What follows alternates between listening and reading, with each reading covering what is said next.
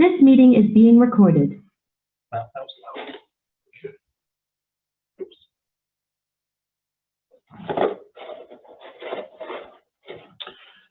Hi, everyone. I'm going to call this meeting to order of council at 4:37 p.m. Thank you all for coming. We have quorum.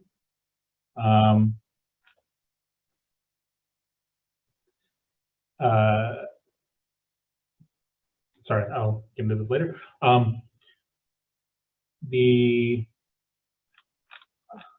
We'll start off with a territorial acknowledgement. We respectfully acknowledge that the SFSS is located on the traditional unceded territories of the Coast Salish peoples, Kinamuskim, Squamish, Tsleil-Waututh, Coquitlam, and Katzie nations. Unceded means that these territories have never been handed over, sold, or given up by these nations, and we are currently situated on occupied territories. We'll start with a roll call of attendance. I have been given, sorry, 1 second. I have been given a number of regrets been sent in, and there's some people that said they let me know they'd probably be late. So just a heads up. Archaeology. Oh, sorry, before we get into that, please, when I call on your position, please give your name, pronouns, and access needs. And access needs are anything that could impact your ability to fully engage in this meeting. And that could be external or internal. It could be things like bad internet, noisy background. It could be needing somebody to speak more clearly or more loudly. Or something that maybe would cause you to have to leave early or anything like that. And we'll do our best to accommodate your needs. So start with archaeology. Hey guys, my name is Damon. My pronouns are he and him. My accessibility needs are met. I've just been finding the meetings really draining over the last few, so I'm going to take breaks throughout the meeting, just kind of like for my mental health. So should there be a roll call vote and I'm not present, there's a chance I'm not going to respond on that one. Sorry about that in advance. No problem, thank you. Bachelor Environment. Hey guys, it's Tiana. My pronouns are she, her, and all my access needs are met. Thank you. Thank you. Behavioral neuroscience. Oh, Arthi let me know that they would be probably late. So I'll pay attention to the chat when they get in. Biology. Oh, biology also said that they were not able to make it today and they sent in their regrets. Biomedical BPK is on a leave of absence, I believe. Cognitive science. Hi guys, my name is Aaron. I'm the cognitive science alternate for today, pronouns he, him. My accessibility needs are mostly met. It's just my Wi-Fi might be bad sometimes on campus. Okay, thank you. Communications. Hi everyone, my name is Ashwin Varosha and my pronouns are he, him, his, and all my access needs are met. Okay, thank you. Criminology. Hi, my name is Charlotte, she, her pronouns. If the meeting is extended, I will have to leave right at 8:30. That's my only access need, thank you. Okay, thank you. Data science. Data science is vacant, actually. Economics.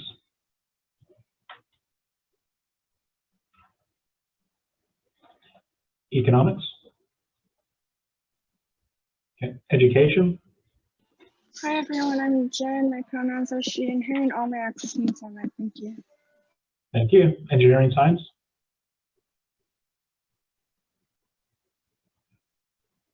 Engineering science. English. Hi, my name is Liz. My pronouns are she, they, and all of my access needs are met.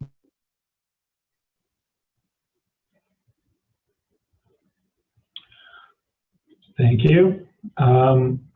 Environmental science. Hi everyone, my name is Paige. My pronouns are she, her, and my access needs are met. Thank you. French. Hi everyone, my name's Kylie. My pronouns are she, her, and as for access needs, if we run late, I will have to leave, unfortunately, at 8:30 just because I have a midterm tomorrow morning.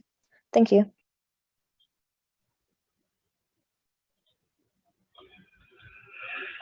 Thank you.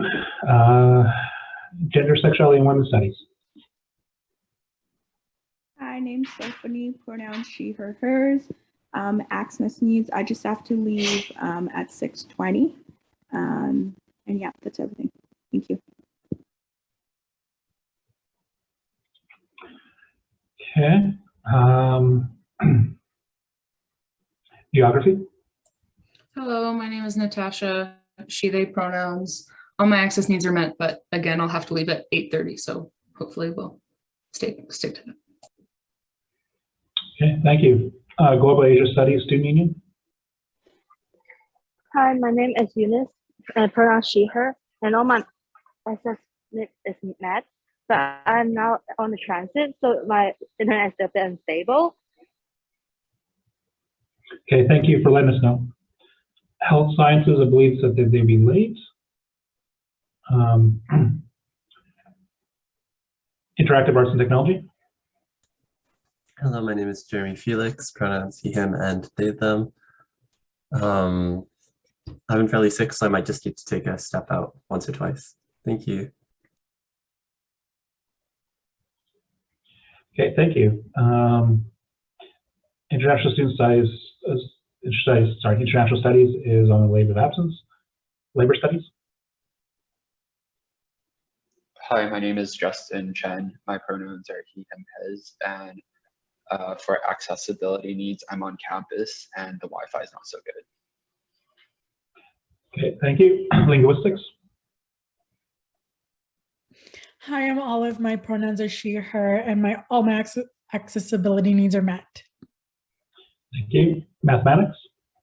Hi, everyone. My name is Ben Tischler. Pronouns are he, him, his. All my access needs are met. Thank you. Mechatronics. It's in the chat. Okay, thank you. Reading out. My name is Riley McWilliams. Pronouns are he, him, his. Access needs have been met, but will need to leave at exactly 8:30. MBB. Hi, my name is Afneet. My pronouns are she, her, hers, and all my access needs are met. Thank you. Thank you. Operations research. And chat. Hi, my name is Ash. Pronouns are he, him, his. All access needs are met except my mic isn't working. Thank you. Philosophy. Hi, my name is Nikki Kerrigan. I hope everyone's doing well. My pronouns are she, her, hers. In terms of my access needs, I will be probably asking for clarification with points of order. So I would appreciate if there's attention to that when I ask for clarification. And I may have to leave if the meeting goes longer. But yeah, thank you very much.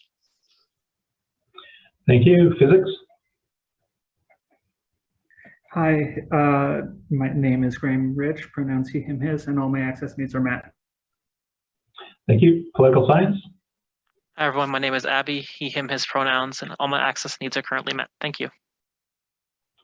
Psychology. Hey everyone, my name is Tiffany. My pronouns are she, they, and all my access needs are met, but I am feeling a little sick, so my throat may be a little scratchy or may speak slower. Thank you. Okay, thank you. Science Undergraduate Society. Hi, my name is Sharik. I'm filling in for Zaid today. My pronouns are he, him, his, and all my access needs are met, except my computer might just die at some point, so just fair warning.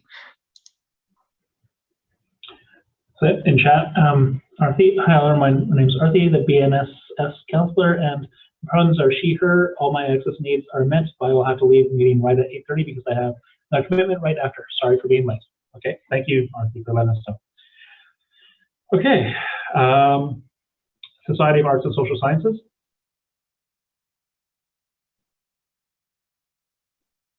SAS. Sociology and Anthropology.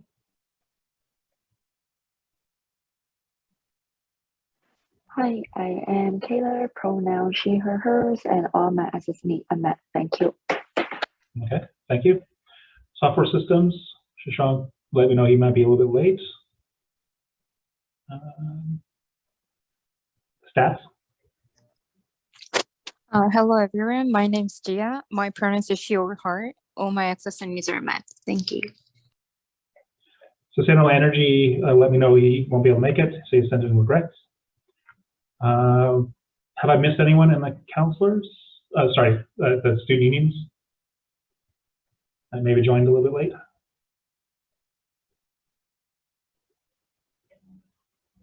Okay, moving into constituent groups. First Nations, Métis, and Inuit Student Association. Hi, my name is Kiana. My pronouns are she, her, and my access needs are met.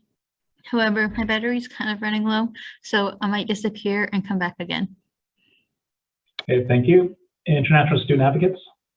Hello, everyone. My name is Chi, pronoun she, her, hers. All of my accesses have been met. Thank you. Students of Caribbean and African ancestry.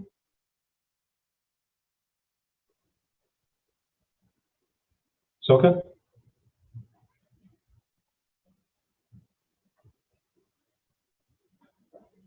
See, Linda's in chat. Maybe we'll come back to her. Women's Center Collective. Chat. Okay. Nim. Hello, everyone. My name is Nim. Pronounced she, they. I am calling in from the NCTA Stolen Traditional Territories of Sameho. My apologies, I can never pronounce that one properly. Semimu. And Kwantlen Nations. I have dealing with the family situation, so I might be leaving early, and if I do not respond during the votes, I might just be away from my laptop. Okay, thank you for letting us know, Nim. Student and affiliated student groups, Student Athlete Advisory Committee. Hi everyone, my name is Paul, pronouns he, him, his. All my access needs are met, except I will be away from my laptop at certain points as well, just taking breaks. Thank you. Okay, moving on to Executive Committee. So acting president, much chair, myself. My name is Corbett, pronouns are he, him, his, and access needs are met. Acting VP Internal and Organizational Development. Hi everyone, my name is Chloe. My pronouns are she, her. As for access needs, I unfortunately have an OChem midterm at 6:30, so I'll probably be leaving around 6:20. Good luck on your midterm. VP Finance and Services. In chat, Alma Spangura, she, her. VP Finance Services, all needs met are met. All access is met. Might use chat from time to time. It allows me to gather my thoughts better. Thank you. University and Academic Affairs. Hey everyone, my name is Serena. My pronouns are they, she. Sorry, it took me a second to remember that. And my access needs, there's just a lot going on for me today, so I'm a bit distracted. So I might ask people to clarify, but other than that, and my bad internet, my access needs are met. Thank you. VP External and Community Affairs. Hi, it's Matt. My pronouns are he, him, his. My accessibility needs, I will most likely turn my camera off unless I need to speak. Also, if you have any questions, I would actually, if you can type them out, if there's anything directly for me, if you have questions, just so that I can get everything that folks are asking. And other than that, I think I am good, but it's good to see everybody. Thank you, Matt. BQB Equity and Sustainability, let me know she has sent her reps for she's not feeling well. VP Events and Student Affairs. Hi, my name is Jess. My pronouns are she, her, hers, and for my access needs, if we go too long, I need to go. These council meetings have been emotionally and mentally draining for not only me, but for many of us. So let's just make sure we try and take care of each other and we do this work in a good way. Thank you, Jess. Moving on to society staff. The operations organizer let me know she wouldn't be able to attend today. Board organizer.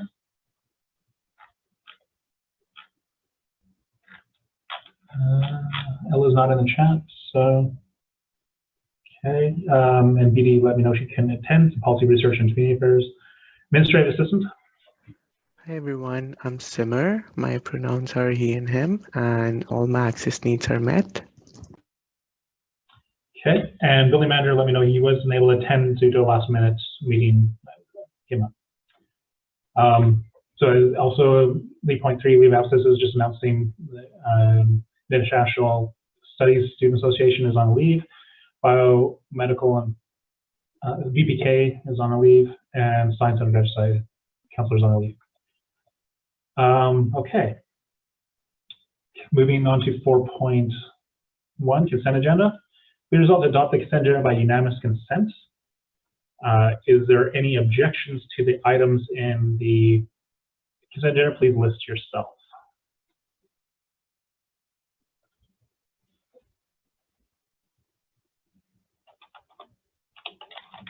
Okay, Ben, go ahead. I'd like to object to 4.1.1, the motion to approve the council minutes from January 19th and February 2nd. Okay, so that'll be pulled out. 1.1. Nikki, go ahead.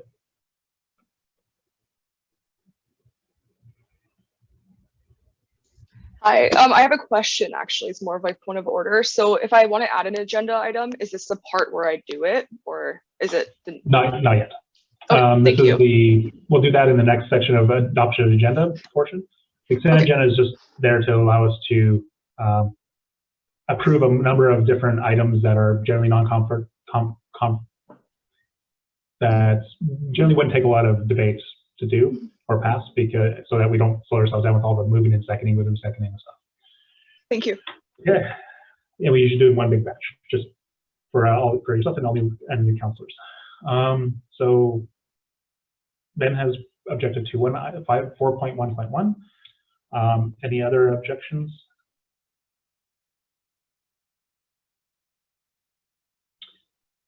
Seeing none, the rest passes unanimously. We'll move into, actually, before we go into adoption agenda, should we, because those minutes got pulled out, should we strike them or postpone them, or, because they're usually, trying to see when, yeah, because we don't have it on the agenda as its own piece anymore. Gabe, since you're here, and give some advice, please. Yep. So Ben pulled out so a set of minutes. I probably him and myself would like to postpone them. So yeah, do a separate motion for that, right? Sorry, your question is like where on the agenda it would go? Yes. So in our council policies, under the, I believe it's R7 council meetings, it actually, oh no, excuse me. Ignore me, that's not correct. Usually it would go after immediately after on this agenda at section 5, which is adoption of the agenda. So it would go right before right after section 5 and before section 6. Thank you. Then we'll do it there. Okay. Just, yeah, that's what I thought, but I wasn't 100% sure. Okay, moving on to item 5, adoption of the agenda. This is where you would make one changes to the agenda if you'd like to or not. This is where we set the agenda for the rest of the meeting. So motion 5.1, be resolved to adopt the agenda as presented. Do I have a mover? Political science. Thank you. Do I have a seconder? Science. I think I heard so Shriek, sciences. Okay. If you'd like to make amendments, please list yourself. I'll also be listing myself. So I have a number of things to add.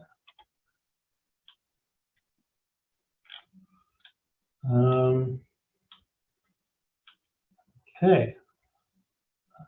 So I'm just, oh yeah, sorry, 1 second. I didn't open something up I was supposed to.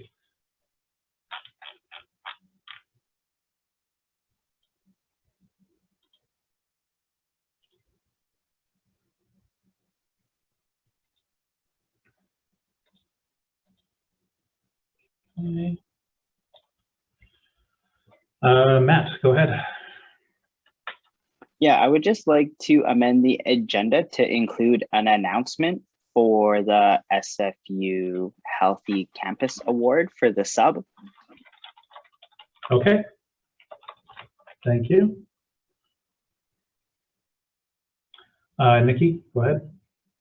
I would like to add a discussion item to the agenda. I did send an email to all counselors regarding what I would like to add. I would like the discussion to be about issues with booking spaces. for musical groups and specifically surrounding the jazz band. So I would like to add that. Okay, no problem. So sorry, it's a discussion, right? Not a motion? I believe it's a discussion item to try to figure out a solution. Okay, thank you. Mhm. I listed myself, so I've got a number of amendments to make because of as chair. So I need to submit 5 regrets for cognitive science counselor, VP equity and sustainability, health science counselor,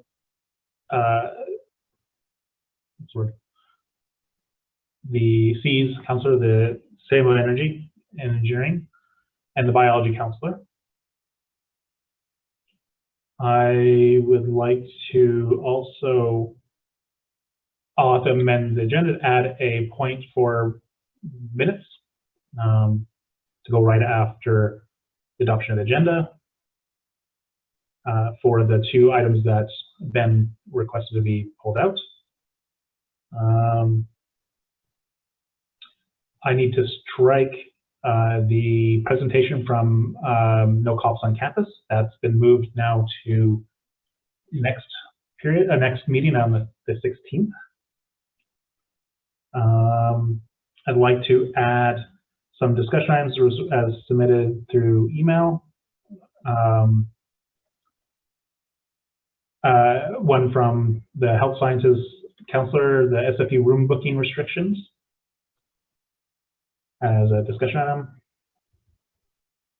And just double checking, and then finally, I would, because of our lawyer's schedule, I'd like to put the in-camera motion, sorry, I think the in-camera discussions and next camera motion section to be after before the presentations. Sorry, it's going to be the first main thing we do outside of the minutes discussion next. Apologize if that's a little confusing.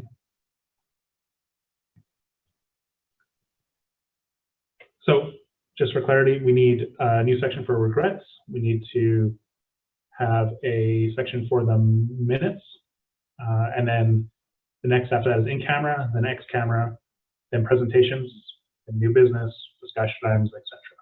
What I'll do is I'll probably, to make things a little bit easier, I'm going to do this.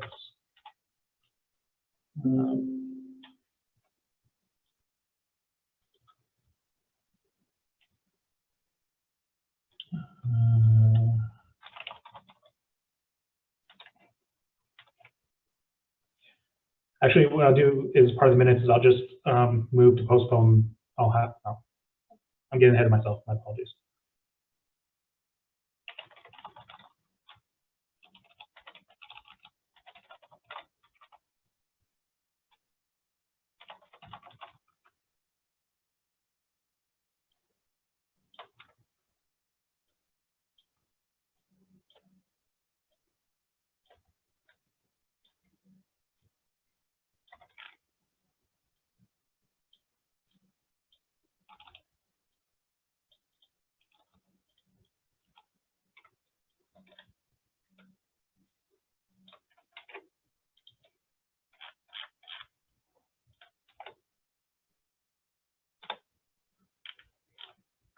Oh shoot, I didn't.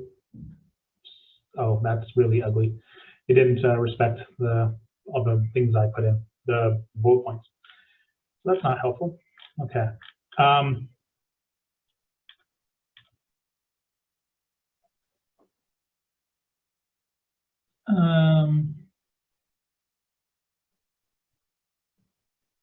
Well, go ahead, Ben. Don't we also have to suspend the rules here to allow for the introduction of the motion on SO22? That would be done during, or we could do it during after the X camera, based on discussion in camera. Okay. So I apologize for that. Copy paste is not helpful, but generally the order will be regrets, then minutes, then in camera and X camera, then presentations, then new business, then discussion items, and then announcements, attachment adjournments. Yes, I saw I'll ask this question. It would be is part of like the fourth or so item in discussions.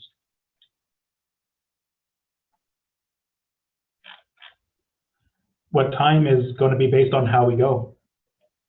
We can't predict that right now, because especially because our meetings have been going long. But it sounds like a lot of people have to leave have a hard cutoff time at 8:30 today, and so our main focus will be the in-camera discussion and any motions, and then after that, discussion items. If we get to them, we'll get to them. If not, maybe we'll see. Like I'll do my best, or we'll do our best. Okay. Okay, so any more items to add or change?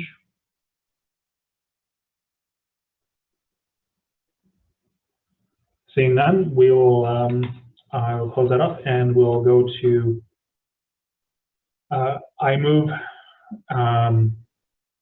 move to amend this batch of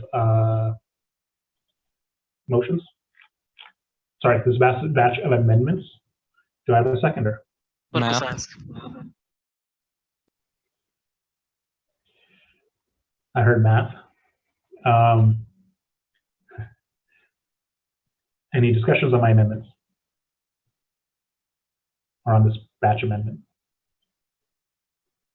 Seeing none, move to a vote. All in favor, seek unanimous consent. Please use the raise hand feature in Zoom if you would like to dissent or abstain, and I'll call on you to record your vote.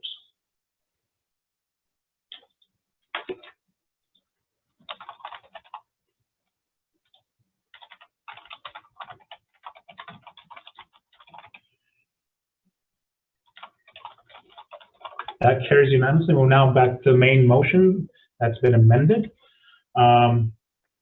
Discussion, again, one last chance. Any changes to the agenda? If someone would like to propose.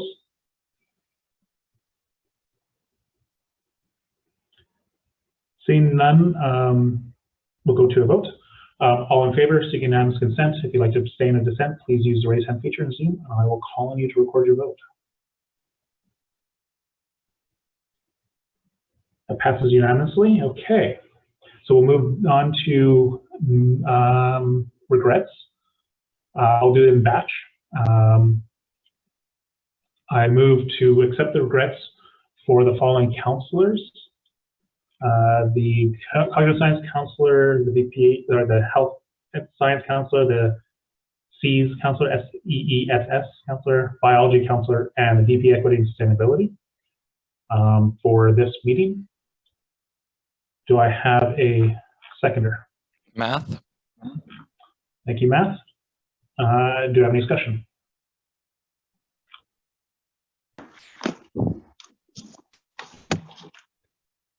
Okay, seeing none, that's, sorry. No discussion, okay. Move to votes. All in favor, seeking unanimous consent. If you'd like to abstain or dissent, please unmute your, use the raise hand feature in Zoom, and I'll call on you to record your vote.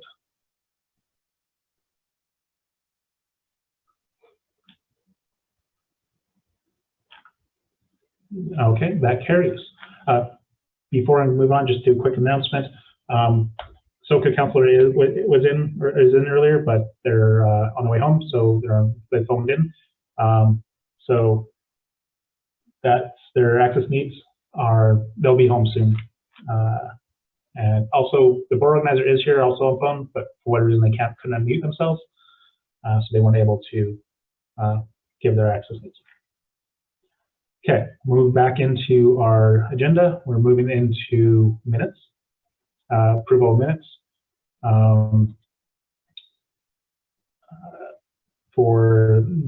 Be it resolved to approve the minutes for January 19th, 2022 and February 2nd, 2022. Do I have a mover? Math. Math. Seconder? Political science. Thank you, political science. Discussion, go ahead, Ben. I will move to postpone these by 2 weeks. Okay. Do I have a seconder? Political science. Thank you, Abby. Any discussion on this? Ben, would you like to just make a rationale? These minutes are factually inaccurate, and I hope to ensure that they are accurate by the time we approve them in 2 weeks. Thank you, Ben. Just for further discussion, I'll get myself. Primarily, it's just a matter of me and others have been really packed, and so we haven't been able to get things together. But I have linked up, or I've sent an email to the staff and to Ben to meet to talk about what changes need to be made, so that we can finally actually approve these minutes. The long-standing. Okay, go ahead, Nikki. Just out of curiosity, Ben, can you briefly just like summarize like what is factually inaccurate about the minutes? I'm just not aware of it. So thank you.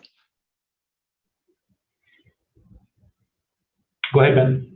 From the latest draft I have in front of me, and apologies if this has been updated since, but the vote on, I believe, motion 9.1.1 is not accurately recorded, and there is no record of the second in-camera session that took place that day. Okay, thank you. Any other comments?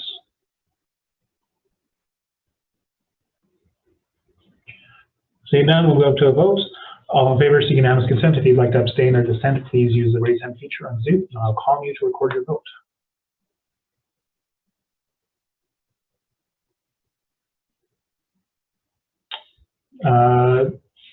Seeing none, that passes unanimously. So it's postponed until next meeting. Thank you. Now we're moving into Steve.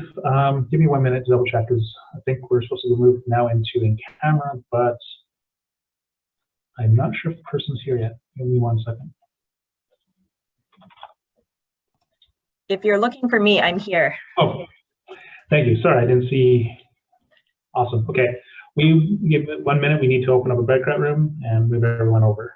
So, and just for clarity again, alternates can attend. That was my mistake. I missed that clause in our bylaws that specified that alternates can also attend an in-camera session. They are also required during the time to have the same level of confidentiality as a seated council member.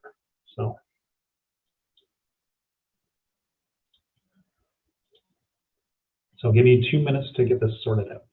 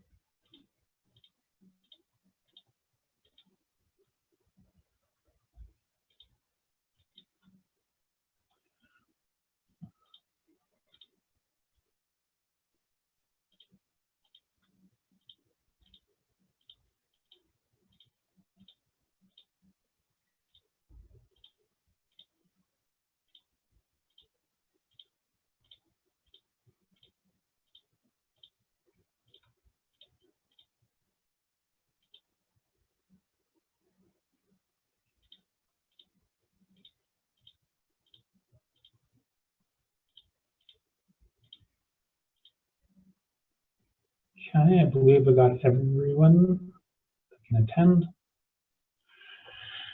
Hey, Corbett. Yep. Just can you pause the recording? Sure, yeah, 1 second.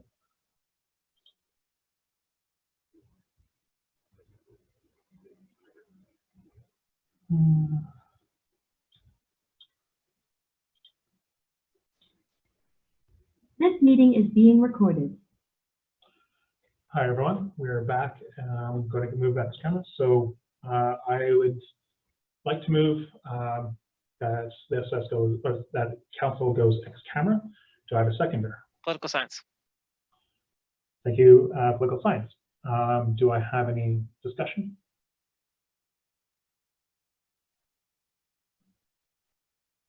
See, now move to vote. All in favor, seeking unanimous consent. If you'd like to abstain or dissent, please use the raise hand feature on Zoom, and I'll call you to record your vote.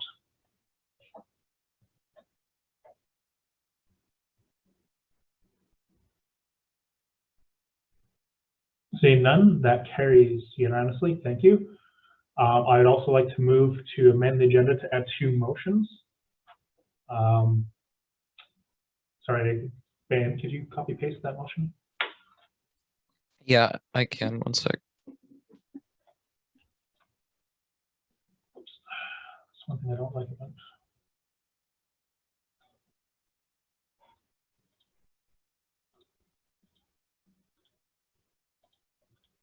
Okay, one second. I'm also. Sometimes I don't know how it allows how to actually get this to save item in chat, like attach a document.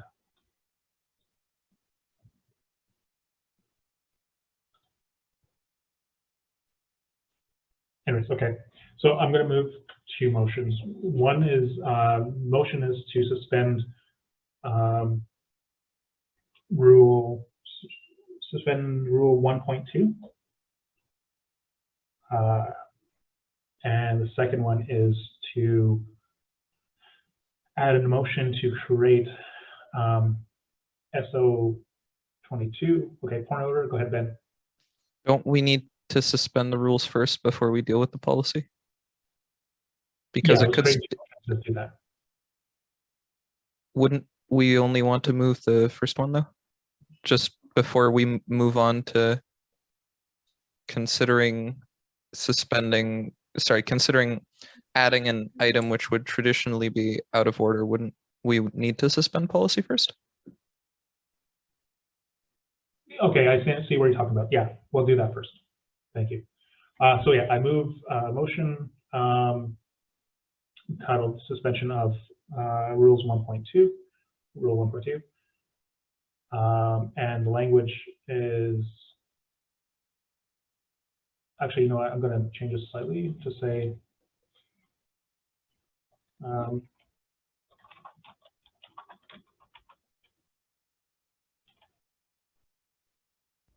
let's move on how policy is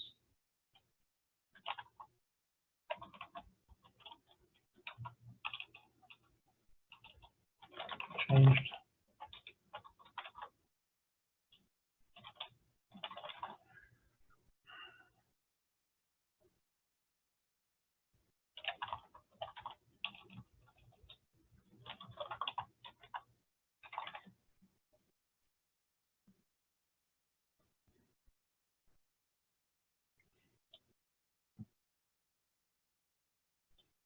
Too short.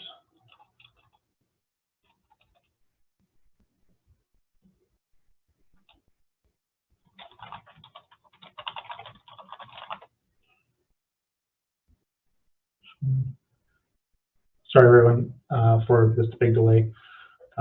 Just realized I want to word things differently. Situation.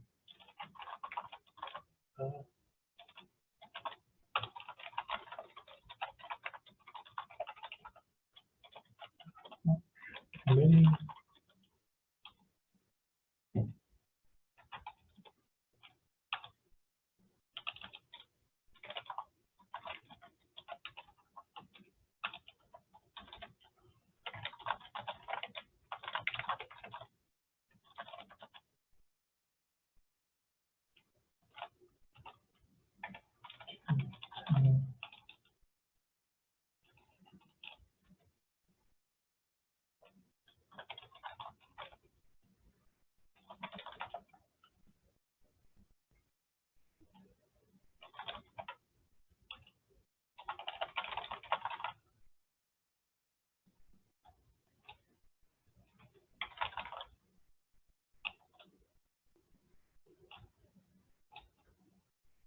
So, okay, so be resolved to council suspend our 1.2. How do we word it in like sense for the following, to end of the following motion?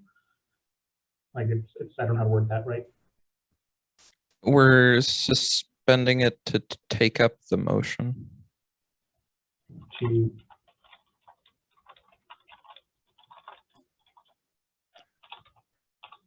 If only we could have just Gabe on standby. yeah, but we always can't rely. We have to be, you know, our own counsel. Can't always have to rely on the previous president with a whole bunch of knowledge and experience on Robert's rules. Can't use them as a crutch. Thanks.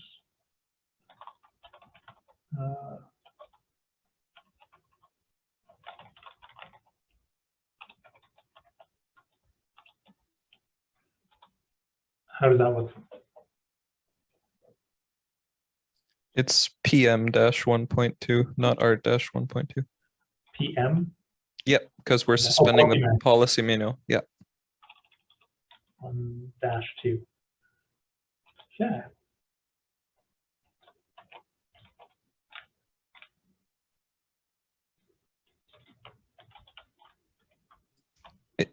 It's PM-1.2.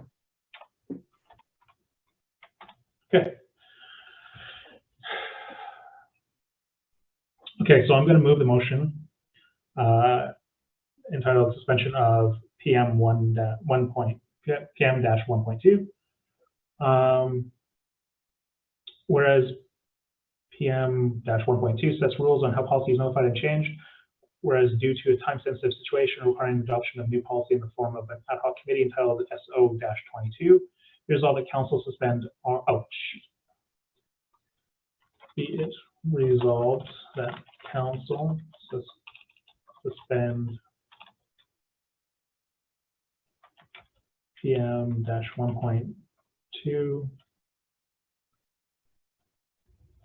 take up the motion listed in the document titled SO-22 and motion.pdf.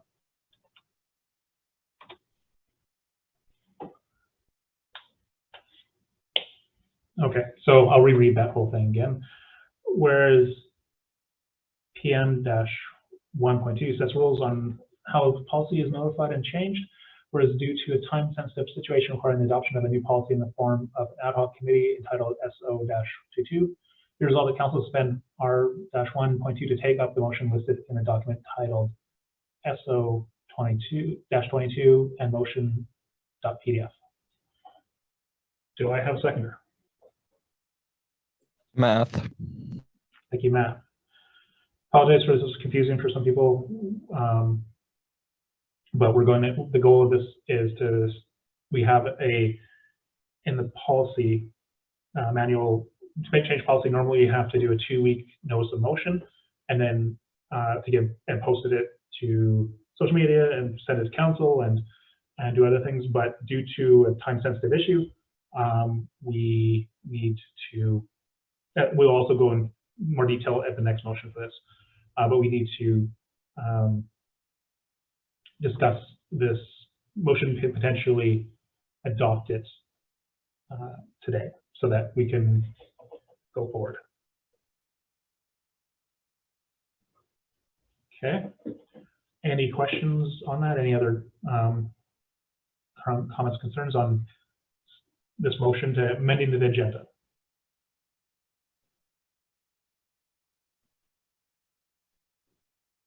Oh, it's undebatable. Thank you very much, Ben. So we'll move to, and this is a 2/3 majority, I believe. So if you'd like to suspend the rules so we can take up this motion, vote yes. If you'd like to keep the motion as is and follow our policies on policy amendments, vote no. Okay. I'll seek unanimous consent. All in favor, seeking unanimous consent. If you'd like to abstain or abstain or dissent, please use the raise hand feature in Zoom, and I'll call on you to record your vote.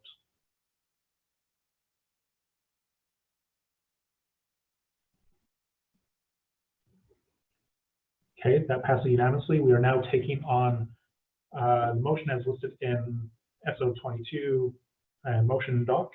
I can't seem to be able to actually add it to the agenda. I'm sorry, add it to the chat. people.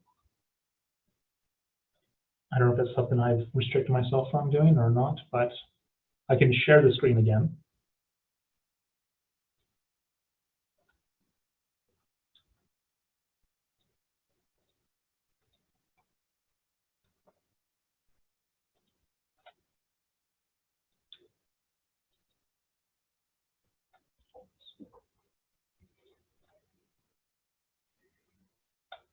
Just give me 2 minutes to load up because this computer is very slow. Corbett, Ben did put the motion in the chat. I don't know if that's, if you still wanted to share it anyways. Yeah, well, I'll share the whole document so we can go into the detail and also the policy itself too. Okay.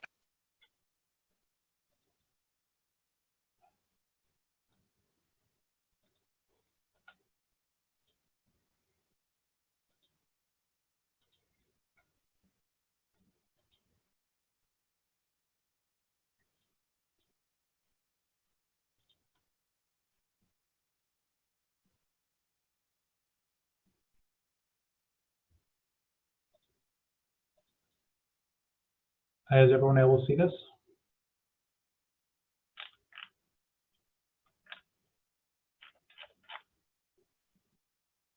Okay, good. Okay, so what I'll do is I'll read through the motion first. So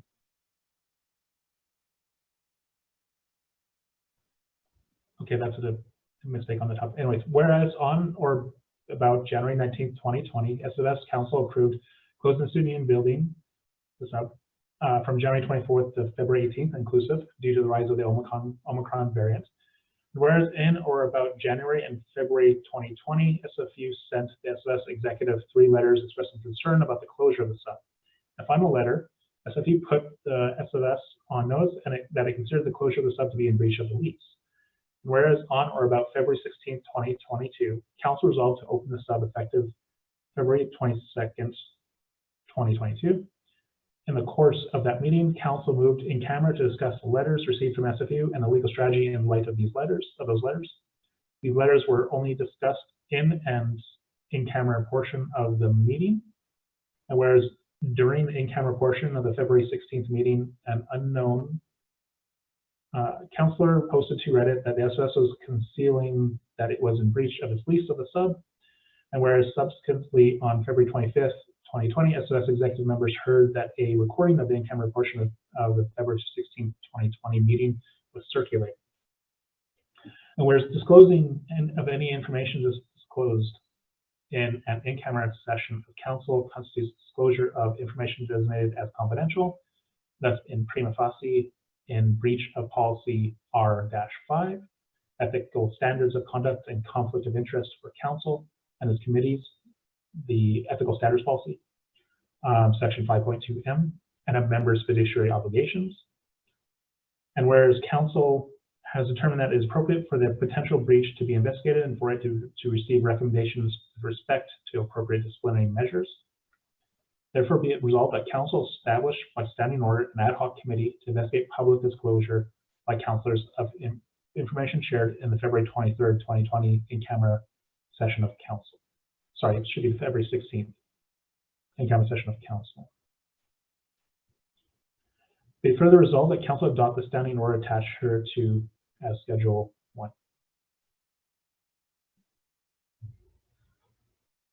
Okay. This is the policy, SO22 standing order, which would make it it's an ad hoc committee. An ad hoc means it doesn't meet regularly, it meets as needed. And the composition of this committee, sorry, before I go to the purpose of the committee is to investigate allegations of breaches of confidence by councilors and former councilors, and to ensure that members of council are fulfilling their duties per the Size Act, bylaws, and society policies. The composition of it is comprised of 2 executives and 2 non-executives in council.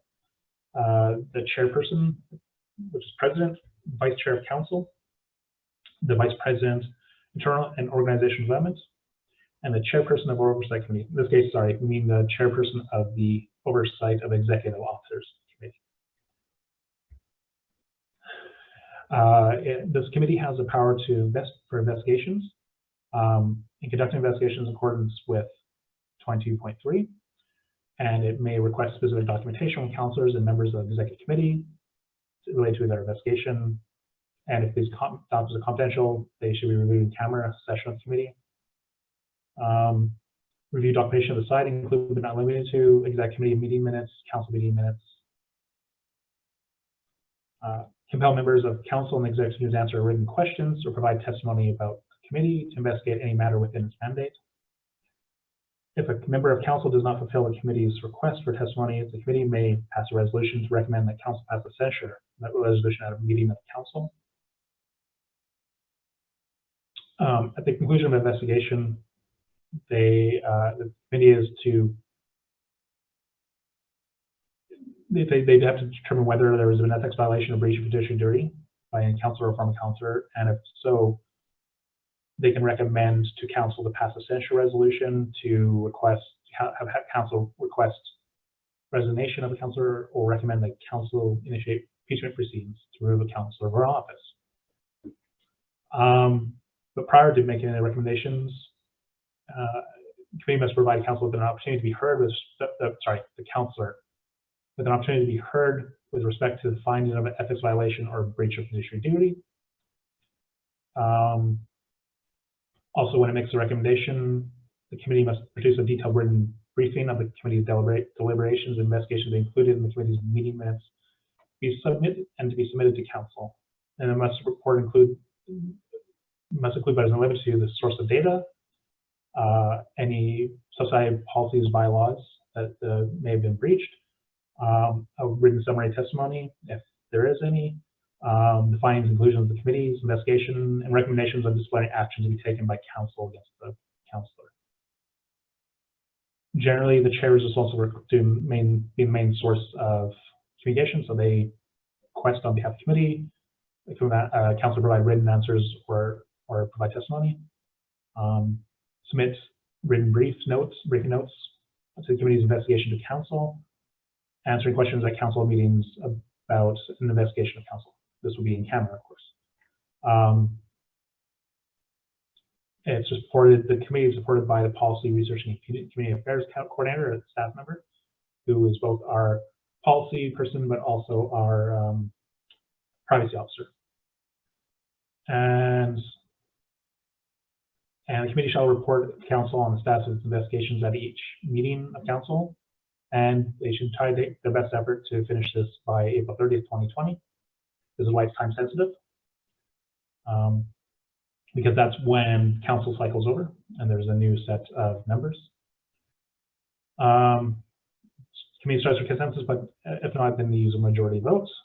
And talking about also taking into considerations respect for indigenous forms of governance, and recognizing that our governance methods might can overrule or have in the past overruled indigenous ways of knowing.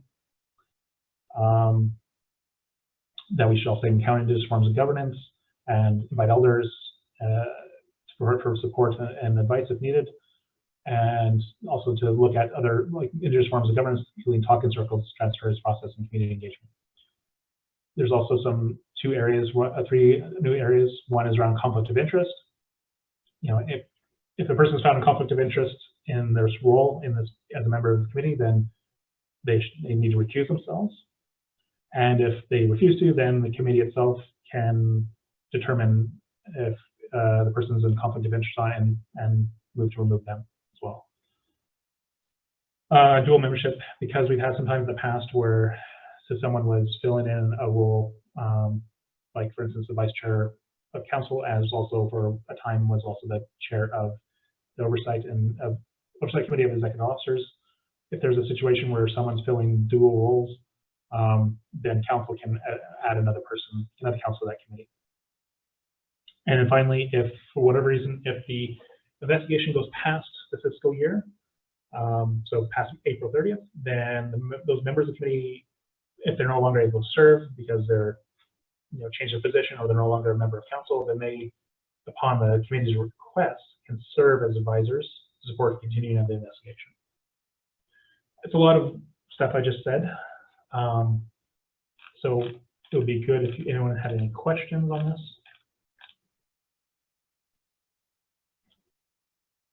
Go ahead, Ben. I don't necessarily have a question, more of a comment on this motion and how it was introduced. Yeah. What I would say is that I truly do hope that while council does have the power to introduce policies in this way, that we frankly, hopefully never have to do this again, or do it very rarely and use this very sparingly, because at least in my mind, we should only use this in and do it in this manner in the most time sensitive of situations, which I would say this is. And I am in support of this motion, and I hope everyone else will be as well. Thank you, Ben. Yeah, I would like to respond to it. I agree with you. I personally don't like having to do it this way. You know, if I had a little bit more time, I would have gone through the proper NUM process. I agree. I think this particular power of being able to just suspend a policy, the way we can update policies, should be used very, very, very sparingly, because it's really should only be used for like emergency situations or like very super time sensitive, and I really hope it doesn't get abused by future council members, and future councils. Yeah, yeah. So just I guess just try to summarize again. This committee is being proposed to be developed in relation and due to the in-camera breach and the potential for multiple breaches that may have occurred, and that this is a very serious thing related to the duties of a council member around confidentiality and how it can impact the council's ability to discuss sensitive information or confidential information, and that we don't have a clear, in our current policies, we don't have a clear set or group that can do these investigations, which is why this policy is being requested to be adopted by council.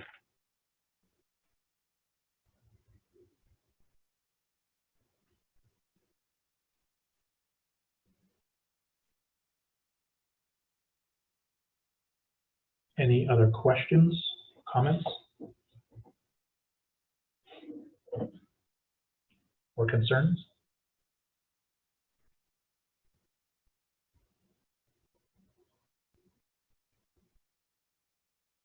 If not, then we'll move to a vote.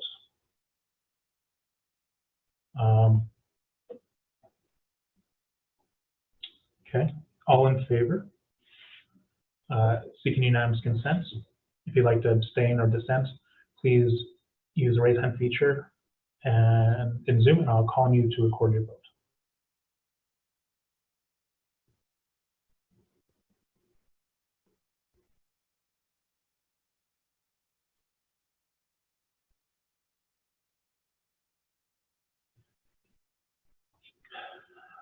Okay, that motion carries unanimously.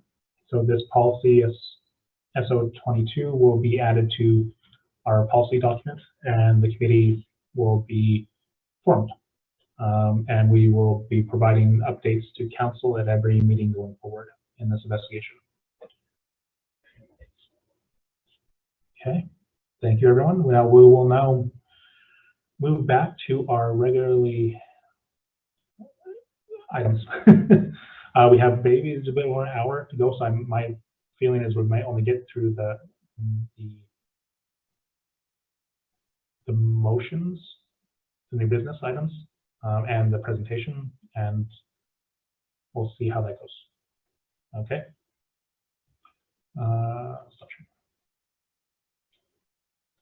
Okay. Next item. Sorry, 1 second. I'm just loading up my doc.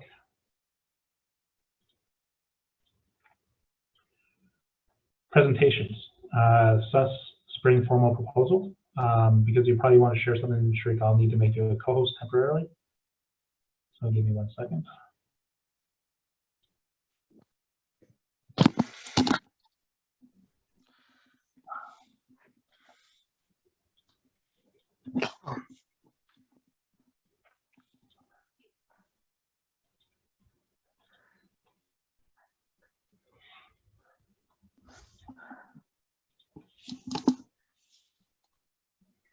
So made you a co-host, Shrek, let me know if that works.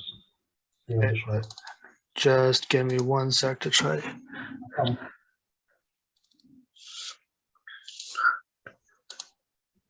Can you guys all see that? Should be a PowerPoint, I think. Yep, I can see it. Okay, cool. All right, I'm really happy to be presenting to you guys today about SUS Spring Formal. So we submitted a grant roughly about, I think I want to say a week ago, in hopes that we could actually hold this event. There was a lot of sort of uncertainty around whether we would actually be able to hold any of our main in-person events due to sort of restrictions, and then kind of being a little wishy-washy over the times and sort of the guidelines and things in place. But now we've been given the clearance to go ahead with something like this, and we submitted the grant and it's gone ahead. So I'm going to be going over sort of our proposed plan today for SUS Spring Formal. So I guess I'll start with kind of what is Spring Formal. So for context, we're calling it Spring Formal this year. It's typically called Winter Formal. Personally, I've always had it be called Winter Formal. It's just this year it's held in April rather than being held sort of in mid-February when it's typically held. And that's just, again, because in-person events and things weren't allowed before. So we've had to sort of move the dates back, and with the restrictions basically easing up, we've been allowed to do this. So SUS holds 4 main events every year, those being Frosh, which I did a presentation for in early December. Unfortunately, due to Omicron and such, we weren't able to go ahead with Frosh, so we ended up canceling that. And after that was canceled, there was sort of a down mood amongst the campus to whether we would actually be able to hold any of these events in person this year. And sort of getting the opportunity to present this today has been a major boost. So the main events, other 3 would be Absolute Zero, Molecules, and Mustaches, and then obviously sort of Winter Formal. This is typically sort of our send-off event for the year. So whereas Frosh is the thing that goes in September, and then you have the 2 Molecules and Mustaches and Absolute Zero sort of either side of Christmas, and then Spring Formal being the end-off event. So this is typically where it's time for sort of presentations from SUS as to like all the work that's been done, appreciation for our DSUs, our SUS council members, and sort of the work that they've put in progressively throughout the year. Typically, the way that this event works is you have a formal aspect of it, and that's typically held at the DAC banquet hall. And then after that, you go to say something like Club Ilya for an after party. This year, we've changed around the structure because moving people sort of around is going to be a little bit more difficult with COVID, and also the fact that the DAC Center is currently under construction. So just for when I say like the entire community really comes out to this event and they've loved it, this is just sort of the last 5 years from just say physics students, and you can always kind of see that it always pulls in a massive crowd. This is an event that the entire community really looks forward to because it's a chance to kind of come together and appreciate all the work that's being done throughout the year, but at the same time also mingle. So the budget breakdown is coming into sort of 3 or 4 main categories for this. So the 2 main things that we're asking the SFSS to cover are the venue rental and then catering for food, plus things like staff expenses and a contingency fee. So I'll explain a little bit more about each one. Starting with the venue. So the venue cost is about $4,500. As I mentioned before, the DAC banquet hall is currently under construction. So we've had to look to places off campus. And we've looked at the place called the Modern Vancouver. It's a place out in Kitsilano, downtown, and it's a sort of a really large scale venue that has their sort of catering and cocktail services and whatnot. So the total amount comes out to about $4,500 for just the venue alone, but included in that is the entire 2,500 square foot area as well as a 100 square foot balcony that comes with it. You get venue access for a total of 7 hours. Included in the 4,500 are also, I've confirmed this number now, there will be 8 staff on working on that night for us, and that includes servers, hostesses, buzzers, security guards, and the event manager. And the 4,500 also included is the cocktail bar. So with regards to the cocktail bar, the venue takes care of all drinks that are non-alcoholics. They take care of sort of soda, juice, water. They take care of garnishes. They take care of glasses, cutlery. That's all included in this package. Also included are things like banquet dishes, serving utensils, and things like that. As well as included are a sound system, the DJ table, microphones, lasers. That should say lasers, not asers. But yeah, so it typically this $4,500 initially, it seems sort of a lot, but when you look at everything that's being included in this, I think it's a very good deal. Typically for when we do this at the DAC banquet hall, all of these things have to sort of be bought separately. So it can be up to this amount or sort of a little over this. The nice thing with having it in a location off campus is that they're sort of just taking care of everything. I sent the contract over to Corbett earlier last week, and he had a look through it, and I sent it to Anna, and they both had a look through it, and I think Corbett, you signed it as well. So that's sort of all been taken care of. The other main thing that we're asking, so as you can see, this venue is really well spread out. There's a lot of space to sort of sit, but there's a lot of, like, the tables are also separated, so you're making sure that people just aren't crowding together in these large spaces and such. The other cost just comes out to the catering. So the food will be $50 per person. There will be 100 people allowed in at the event. So it's $50 sort of per person. Typically, we always get catering from sort of SFU services, and for winter formal, it always ends up being about $40 per person. But event attendance can really range from anywhere from like 80 to 180 people. So typically the amount ends up being $4,000 to $6,000 for catering anyway through SFU sources. This is just a flat rate of $50. And then sort of you can just let sorry. Yeah, so there's just a flat rate of $50, and it's just everything is included: entrees, desserts. It's an all-you-can-eat buffet. So, and yeah, like I said, it's served in buffet style, so it's all-you-can-eat sort of buffet, and people can progressively just go throughout the night to make sure that, again, there's just this massive line at the buffet. The buffet will be open for like 6 hours. So if you're feeling hungry at any point during the night, you can actually go and sort of carouse what we have.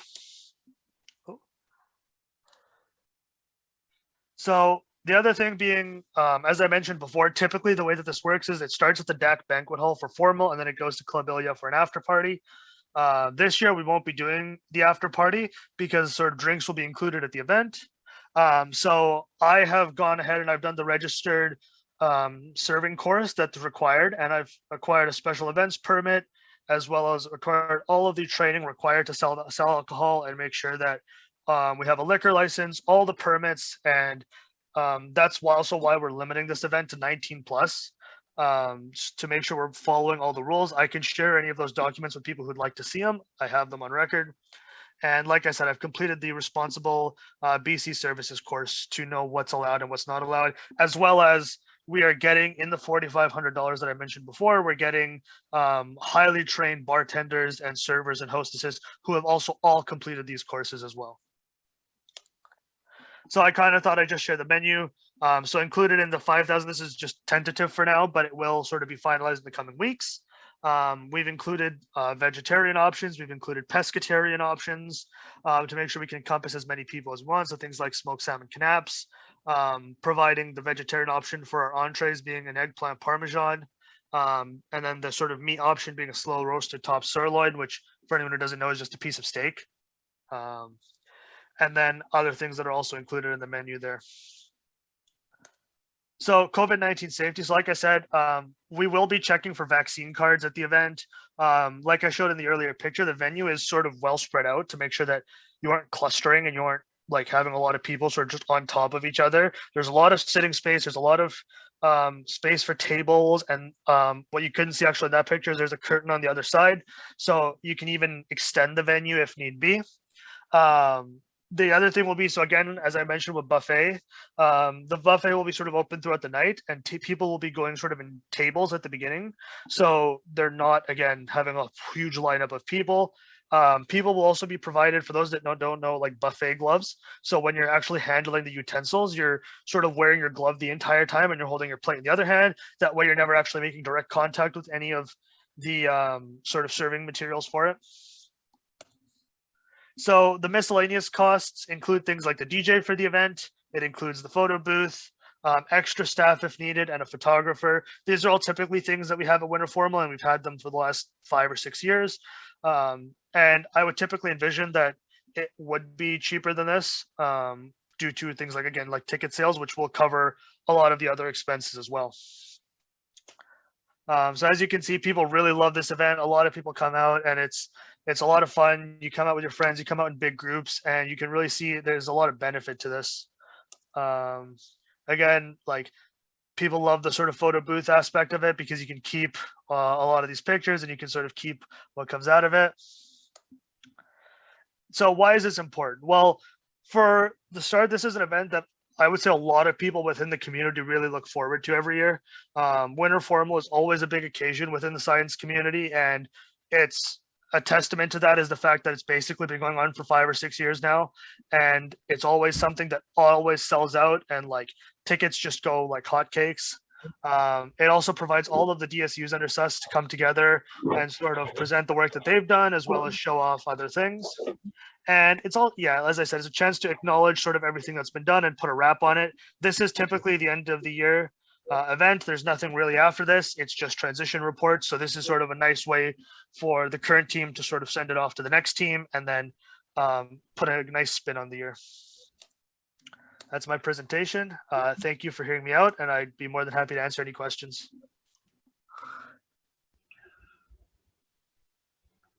Okay, I can pop back in as chair, Abby. I just need to step out for a minute. Jess, you have the list. Nice. Thank you, Sharik, for creating this presentation.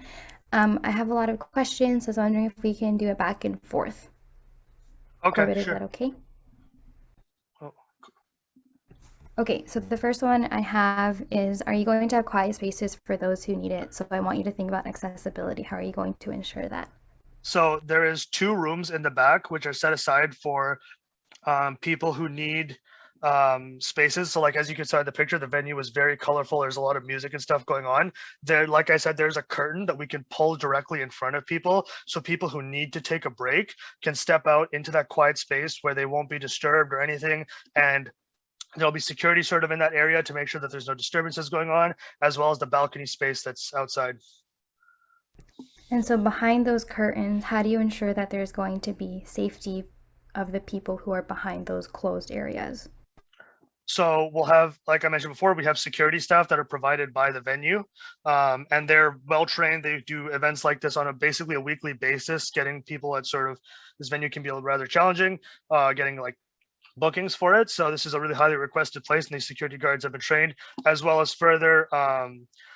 I will also be monitoring the event throughout the night, as well as the event managers, and they'll all be communicating through Meet. So we'll all be making sure that people are consistently checking in on that space. Are there any other ways that you are going to make this event accessible in terms of seating, in terms of providing fidget toys, in terms of providing water, non-alcoholic drinks, anything like that? What services are you also offering? So the event is very wheelchair accessible. We made sure that we picked a venue that was easily accessible by wheelchair. And there are multiple elevators, there are ways in for people in that. As for accessibility, yes, this is an alcohol event, but like I mentioned before, there's sort of no cost for non-alcoholic drinks, water, juice, pop. There's even tea and coffee services for people who actually need them. Those will be provided. And is anyone from your team trained in using naloxone kits, just in case that someone uses at this party? Could you repeat that? Sorry, just. Is there anyone on your team that is trained using naloxone kits, just in case someone uses at this party? Uses like drugs? This is a no drugs place, but again, the staff have all been trained, and that was all mentioned to in the contract that was signed. Okay, are they trained in helping with overdose? I would envision so, but I can double check and get you that information. There's medical teams also on standby, and like things like insurance have also been purchased for the event. Okay, and if you're able to send me any documents, that would also be helpful. Other things, who will be conducting the proof of vaccination? So the event is required that 5 days before we submit a guest list. And this is because, again, since it's a 19+ event, we'll be serving alcohol. So it's mentioned on the cards, and it's mentioned very clearly when we'll start selling tickets that please make sure that you bring a vaccine card, which will be checked by the security at the door, because again, they're trained to do it, as well as bringing 2 pieces of government ID. Okay, and so in terms of security, our issues policies do not support the use of security for SFSS events on or off campuses. So how are you going to work around the use of security and to ensure that Black, Indigenous, and people of color who attend these events are protected and safe under the use of security?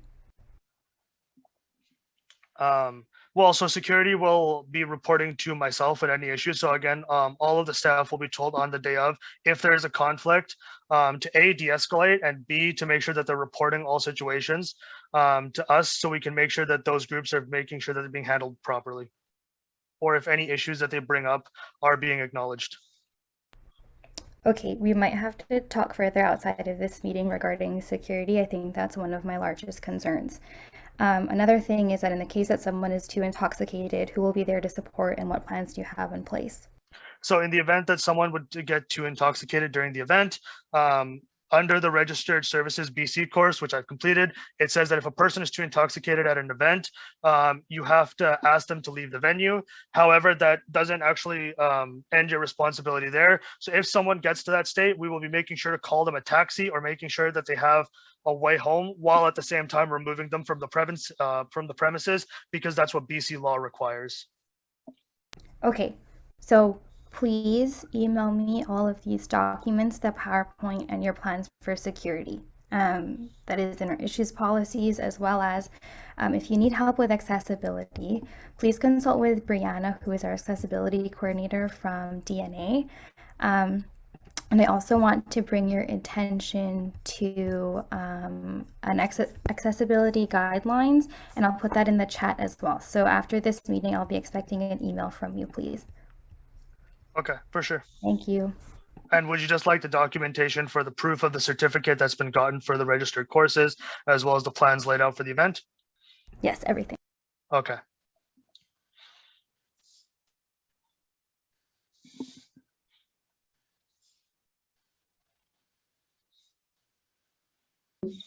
Okay, thank you. Nikki, sorry, you had a direct response. Or maybe a list. Yeah, I guess I just want to clarify and maybe just add on to something that Jess said, just to help with the everything overall. It's about like accessibility in general, and I think like I have a bit of a responsibility to say something because I am in the accessibility committee, but I just want to like clarify, just based on Sharik's response to like Jess's question about accessibility. Is that accessibility involves more than physical disabilities, such as, because his response was mainly surrounding wheelchairs and elevators. So I just wanted to like as a friendly reminder, just to like consider other types of accessibility concerns that go beyond physical limitations and disabilities. So yeah, just a friendly reminder, and just to consider that. Okay, Vivian, go ahead. Hi, I'm Vivian. I am an SFU Disability and Neurodiversity Alliance member. I just want to remind that the accessibility policy does link to an accessibility checklist that covers a variety of disabilities and accessibility needs. I recommend that that be consulted first, and that accordingly any measures are taken so that the event is accessible to both those with physical disabilities and those with various neurodivergencies.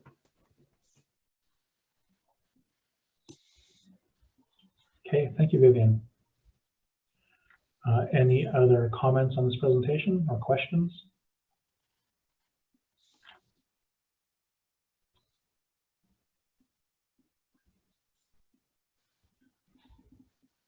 Okay. Okay, that's we're going like sorry, speaker list seems to be exhausted. We can move on. Just to clarity, there will be a motion for this related to spending on this spring formal and under new business. And so just for everyone's clarity, this is presentation was done beforehand, and we'll get to an actual motion later. Okay, thank you, Shriek. I'll do is I'll, sorry, 1 second.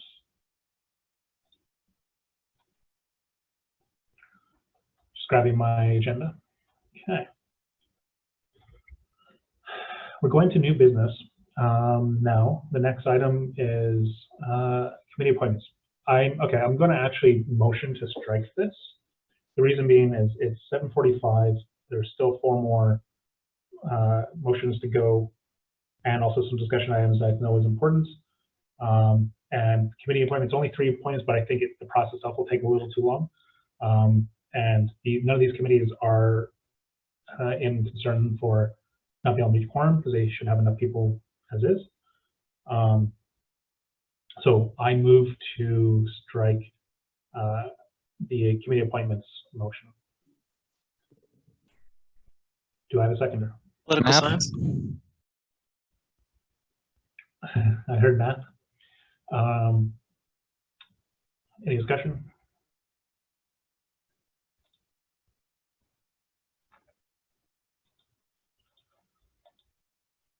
Seeing none, I'll move to a vote. All in favor, seeking unanimous consent. If you'd like to abstain or dissent, please use the raise hand feature in Zoom. I'll call on you to record your vote.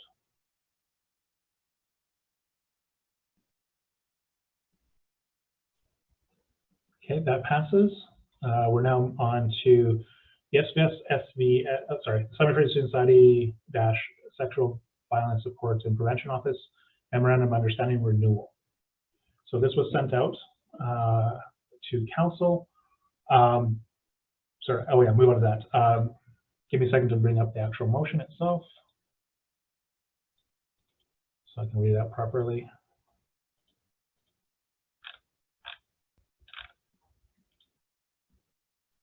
Okay.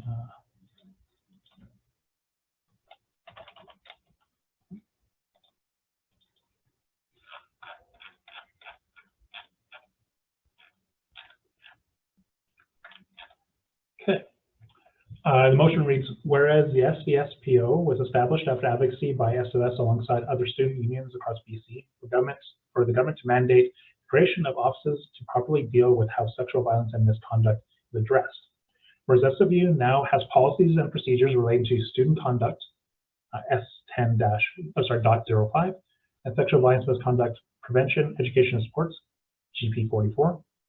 Whereas the SFS and SFU-SFSPO saw the need to establish a process that delineates how allegations of sexual violence and misconduct will be addressed in situations where the allegations arise from instances that occur in property controlled by the SFS. Whereas the SFS and SFU Sexual Violence Support and Prevention Office, SFSPO, signed a Memorandum of Understanding, MOU, in 2019. Whereas as this MOU lays out how to support sexual violence and misconduct incidences brought to the SFS, and this MOU has a 3-year term and needs to be renewed. Resolved that council approved renewing and filing the SFS-SVSPO Memorandum of Understanding. Be further resolved that council tasked the acting president, Corbett Gildersleeve, with signing the MOU alongside the SFU-SVSPO. Do I have a mover? Math. Thank you, Matt. Do I have a seconder? Political science. Political science. Thank you. Discussion. I'd like to speak on this first. As I said in the whereas clauses, this is an agreement that we've had since 2019, and it's starting to expire. An agreement, if for whatever reason we did not approve refiling this, or approve signing and refiling, it would still be in existence at least for another year. But ideally, we have the time now and the opportunity to continue this relationship and with this agreement as well, this memorandum of understanding. Yeah, that's really all I have to say, I think, at the moment. Any questions?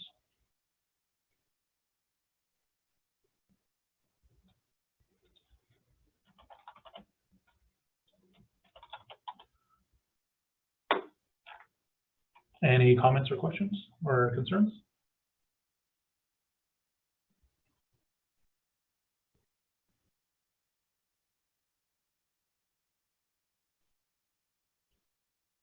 Okay, then we'll move into a vote.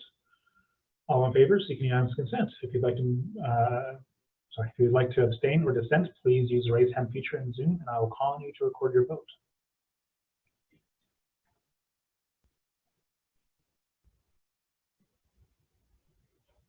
That passes unanimously. Now move on to the next item, Science Undergraduate Society Spring Formal. I'll read the motion. Whereas the Science Undergraduate Society, SUS, is a faculty student union under the SFSS, whereas the SFSS has updated event guidelines permitting in-person events, whereas SUS is planning to host a spring formal event for students in the Faculty of Science towards the end of the semester, whereas SUS is requesting $11,000 to support this event, whereas SUS whereas SUS will require financial support above what staff can approve, whereas SUS has submitted a grant to SFS staff for review, whereas SUS has presented it to council and provided a spending proposal. Resolved that council approves spending up to X from line item 5000/G to go towards supporting the SUS spring formal. Do I have a mover? OR moves. Sorry, say that again. OR moves. Thank you, Ash. Do I have a seconder? Math. Thank you, Matt. Discussion. This was submitted by Zaid, but he is on leave of absence. So, Shriek, would you be willing to talk about this? Yeah, sure. And I'd like to say that thank you to both Jess and Nikki and Vivian for raising up those points. I will definitely book the consultation with Brianna going ahead before we go ahead with this event, and I will make sure that we get further consultation on it as well. Like I mentioned before, there's been a lot of sort of what's the term? There's sort of been there's been a feeling amongst us this year that a lot of the reasons that people run for sort of these exec positions, at least in my team as well, is they really want to put on these sort of these 4 main events. And after our Frosh got canceled and after sort of the other events, this has sort of been a really nice boost, not only to the execs, but also to members on SUS Council and sort of members within our community that this event could possibly be held. All my team has done a lot of sort of planning for this, and we would really hope that we get to put on an event like this. And yeah.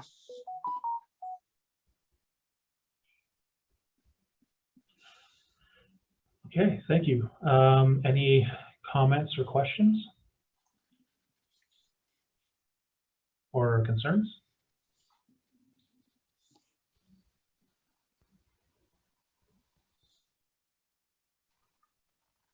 Being that the motion has X, council can motion up to a certain amount or up to the whole 11,000 requested.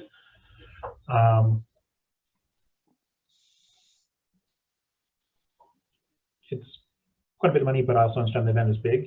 It's really big. Hopefully in the future, we could potentially have this type of event in the sub because we have the ballroom for a reason. Yeah. But right now we're not in a position to be able to do that. So I understand. But I think it would also save money, quite a bit of money in the future.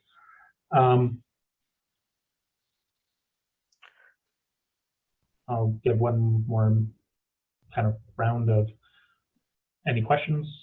Is anyone wants to move a motion for the amendment for the amount?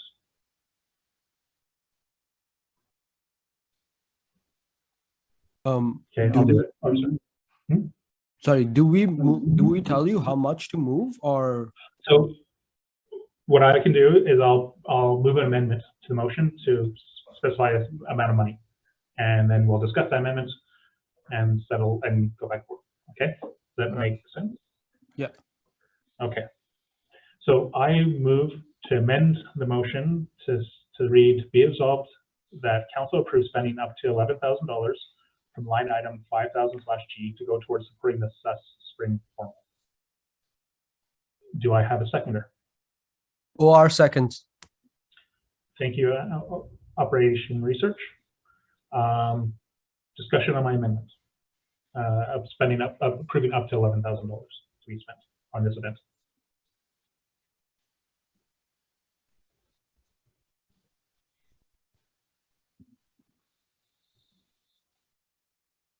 Okay, seeing no comments or questions or concerns, I'll move to a vote on the amendment. This is just to amend this motion, not voting on the motion itself. I'll read it again. Be it resolved that council approves spending up to $11,000 from line item 5,000/G to go towards supporting SUS Spring Formal. So I am replacing X with $11,000. I'll seek unanimous consent. All in favor? All in favor seek unanimous consent. If you'd like to abstain or dissent, please use the raise hand feature in Zoom, and I will call you to record your vote.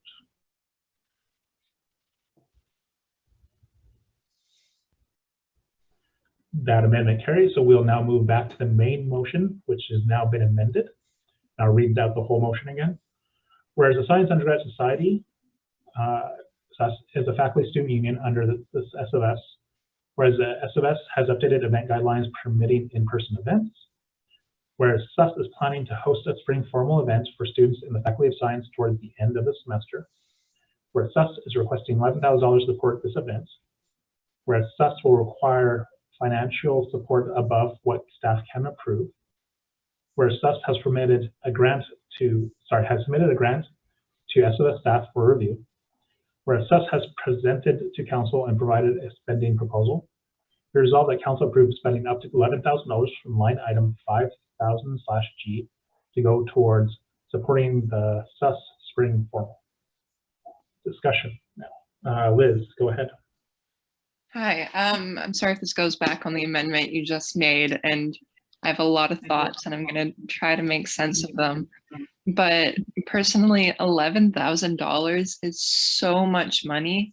I don't know how much you usually spend on these events, but like the ESU, English Student Union, our events cost like $50 kind of thing. And I know we were trying, like we do profs and pictures, and our booking is like less, like is a few $100s. And I can't wrap my head around why it could be that much.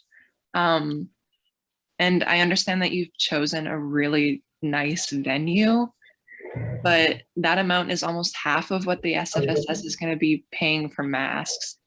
And it seems like that's so much money that's going towards an event for, in the grand scheme of things, a very small percentage of SFU students. And like besides the security, that's a good question, Jess, but besides the accessibility issues, it just seems like the venue is a bit of a stretch. And I know that that sucks to hear, but like, that's just so much money. It's half, like it's almost half of the masks. Like, hey, it sounds like a great event, but I think you might need to cut some corners because, as I've said, it's a lot of money for a small percentage of students. Thanks. Can I respond to that, Corbett? Or if you want to do a response, yes, and then Jeff will be next. Okay, so typically this event ranges from anywhere between $8,000 to $12,000 in the past, and it has done for the last 5 to 6 years. I understand that it is probably for maybe not the biggest set of people, but in an ideal situation, we would use the ballroom or we would use the DAC banquet hall, and those booking requests can probably still be a little bit less than that, but it's just a situation that we're in where we can't use the ballroom and we can't use the DAC banquet hall. And so we have to look to external places to get this side event like this done. And that's why I'd say like, that's why it actually does come up to this. I don't think we'll be using all of this, but this is just in the event that it goes up to that full amount, like, yeah.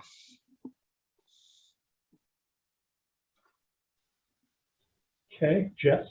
next, and then yeah, I think just Jess. I have 2 questions and 1 comment. The first one is, how much of your core funding are you using? Actually, I have 3 questions. Number 1, how much of your core funding are you using? Number 2, in terms of inclusivity, is this formal available to non-science students? Number 3, have you contacted any sponsorships so that you can help alleviate the cost of $11,000? And then my comment is that now that the sub is opening, we have slowly started opening services again, such as table bookings, room bookings, and then next are large spaces such as the ballroom. And if you didn't know, we have a new staff position specifically working with events in my department specifically for these space use. So have you consulted Shelley on any of these? So, and also Liz's question. Oh, okay. So the first one, how much of our core funding is going toward this?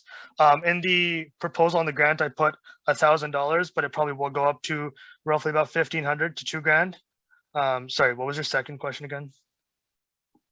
Number 2 is this formal available to non-science students? And number 3, if you're having sponsorships to alleviate the cost. So number 2, yes, it's open to non-science students. Typically, there's always a contingent of non-science students that always come out to this. There will be specific tickets that are reserved just for science students, but there's also tickets that are available to non-science students, typically because people bring +1s and stuff. So this event is open to everyone.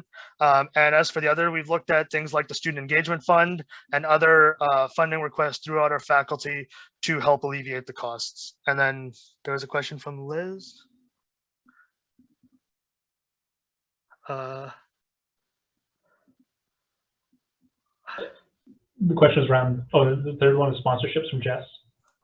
And then ticket selling. Oh, and then the ticket selling. Yeah, so there will be $40 tickets, but that will cover the alcohol expenses. So the one thing about this is there will be sort of money made back on things like alcohol and stuff. So the way that the cash bar works is people can pay they get 2 drinks for free, but then after that you can pay $5. So the reason that I say it's up to 11,000 is because if people just decide, oh, we just want the 2 drinks, none of the other alcohol gets used, and sort of we don't actually hit the 11,000, it's less than that. But in the event that it goes over that, then money can be made back.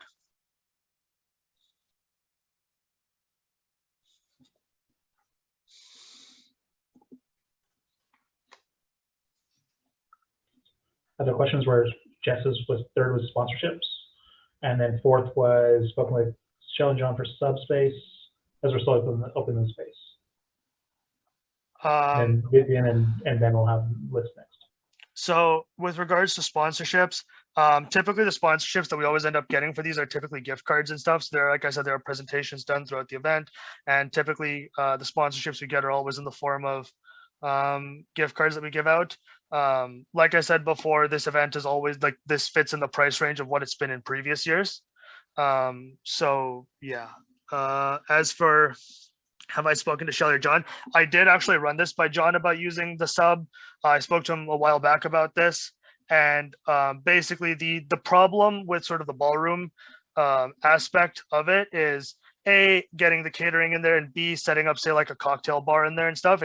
It's still not sort of ready for that yet. And I think this sort of plan was made, I think, before that information was known. At least when I talked to John earlier on in the semester, it was raised that it wouldn't probably be possible.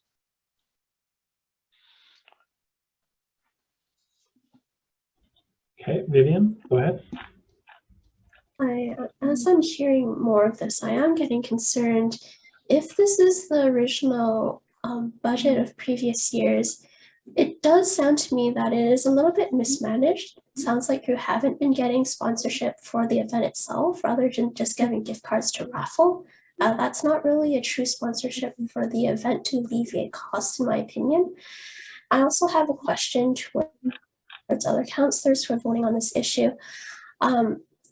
If there is going to be this large amount taken away from the SFSS budget, would that take away from the services and supports that would be instead used to help support the opening of the sub, for example, acquiring more masks and other safety measures for COVID?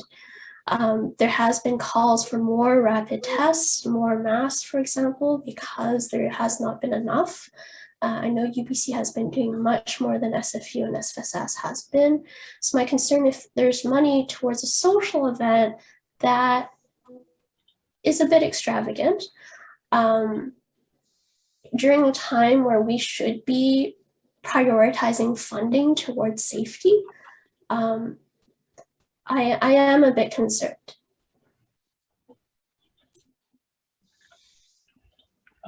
Everyone, if you're putting in questions in the chat, please just list yourself. It's just easier for me. Ben, go ahead. Just seeing what's left on the agenda, I'm going to propose that we extend until 9 p.m. Okay. Do you have a seconder? Political science. Political science. Discussion.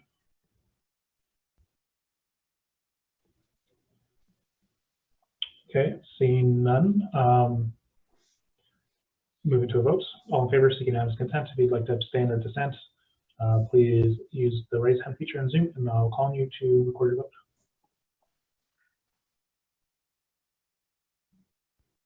So, okay, that passes.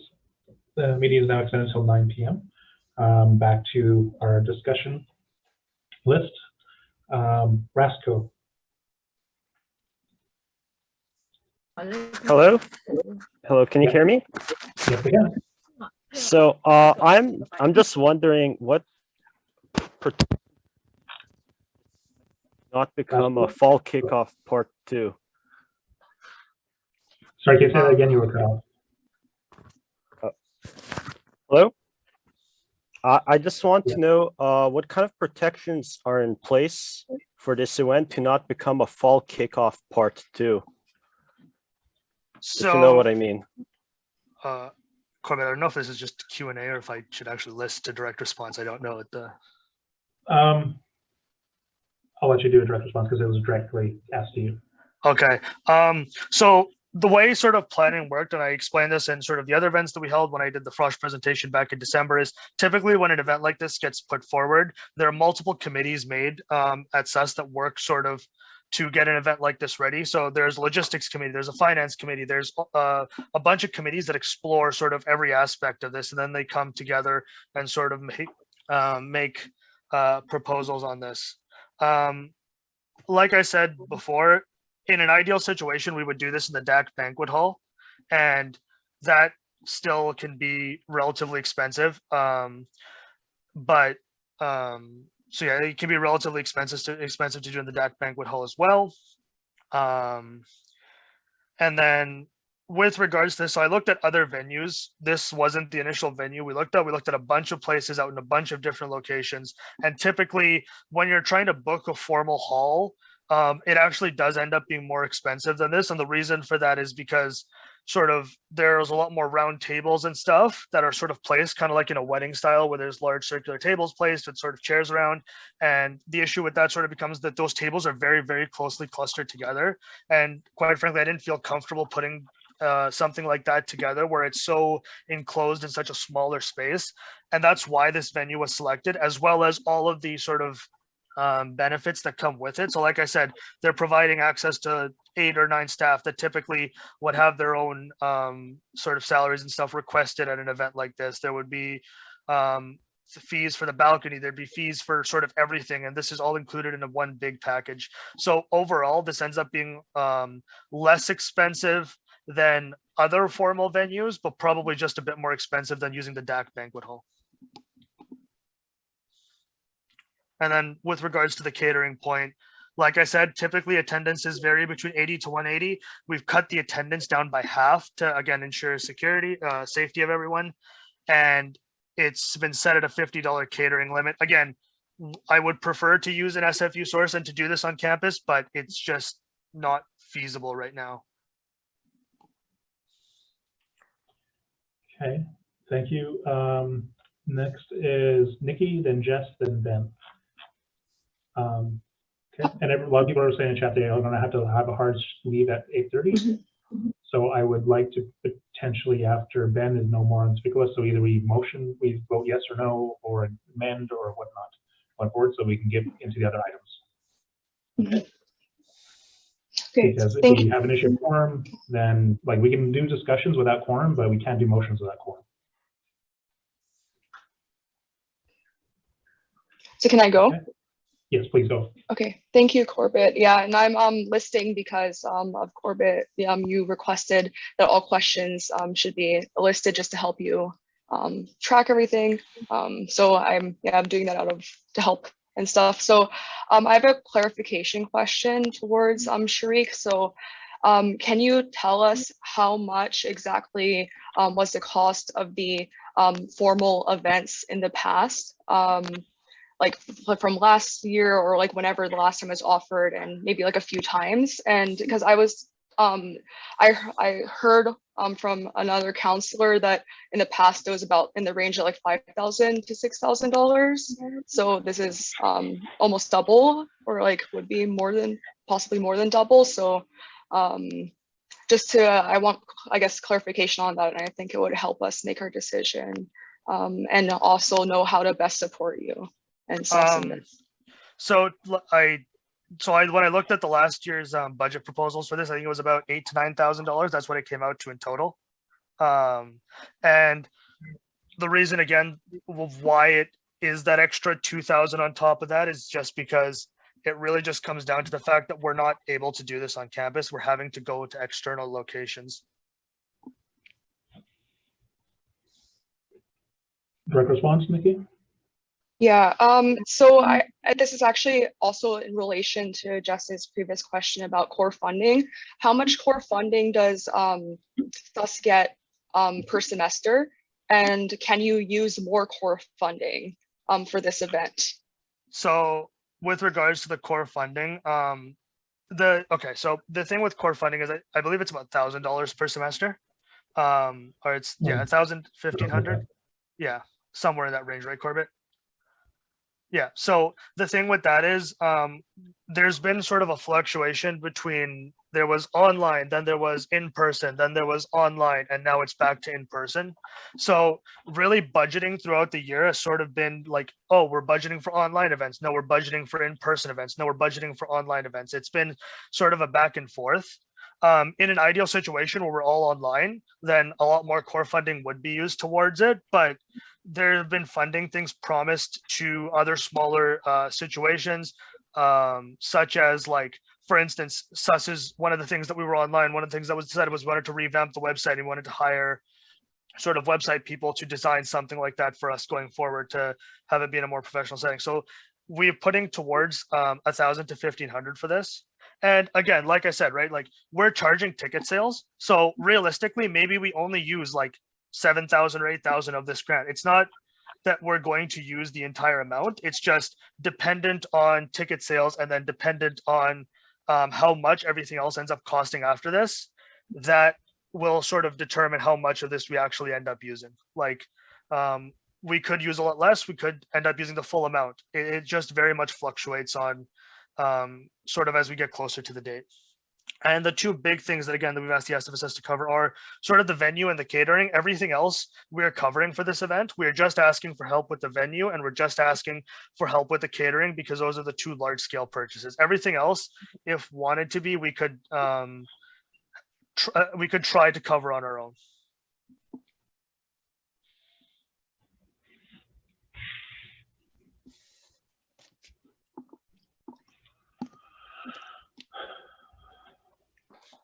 Okay, thank you. Sorry, going to the next on the list. I was just doing a quick check. Jess, then Ben. We have a number of other people just recently added, but I might cut that off simply because of time. We're up to 8:15 right now. Okay. My biggest concern here is security. Security, as we know, is so harmful to Black, Indigenous, and people of color. And I don't know if that comes with the banquet hall. I don't know if you can say that you don't need security. I don't know if it's a requirement, but that's something that needs to be considered and prioritized at the forefront of your event planning.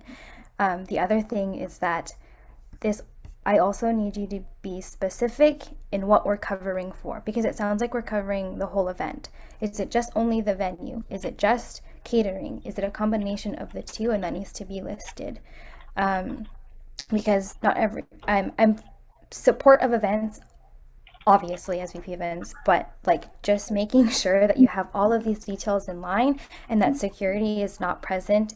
That is my biggest concern. So please work with Brianna on this as well as the executive. So I can answer the first one. So again, the two main things are the venue and the catering. If we want to cut the contingency and the other staff fee out, we can sort of look to do that ourselves, which I would still ask then about 10,000. It would cut out of about like 1,000 or so off of it. And as regards to security, so just double checking with this, as I'm just communicating with the event host right now, we can have it be in a situation where the only time they would ever be present would just be to check the IDs. And then after that, they would not be present in the venue if that is something that would be agreeable.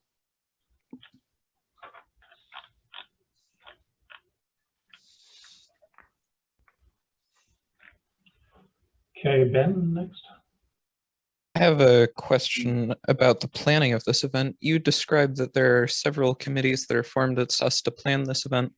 Have those committees been formed, and whenabouts were they formed? So they were done within the executive committee at executive committee sessions.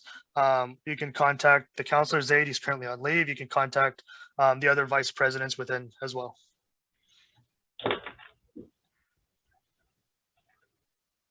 Typically, Ben, due to, again, like you said on SUS Council, so you see the things of it, right? Like typically, this has sort of had to, like with the guideline shifting and stuff, the executive committee has been working sort of over the last 2 or 3 weeks really continuously to try to get this proposal forward. And like I said, we're open to working with Brianna and all the others to do it.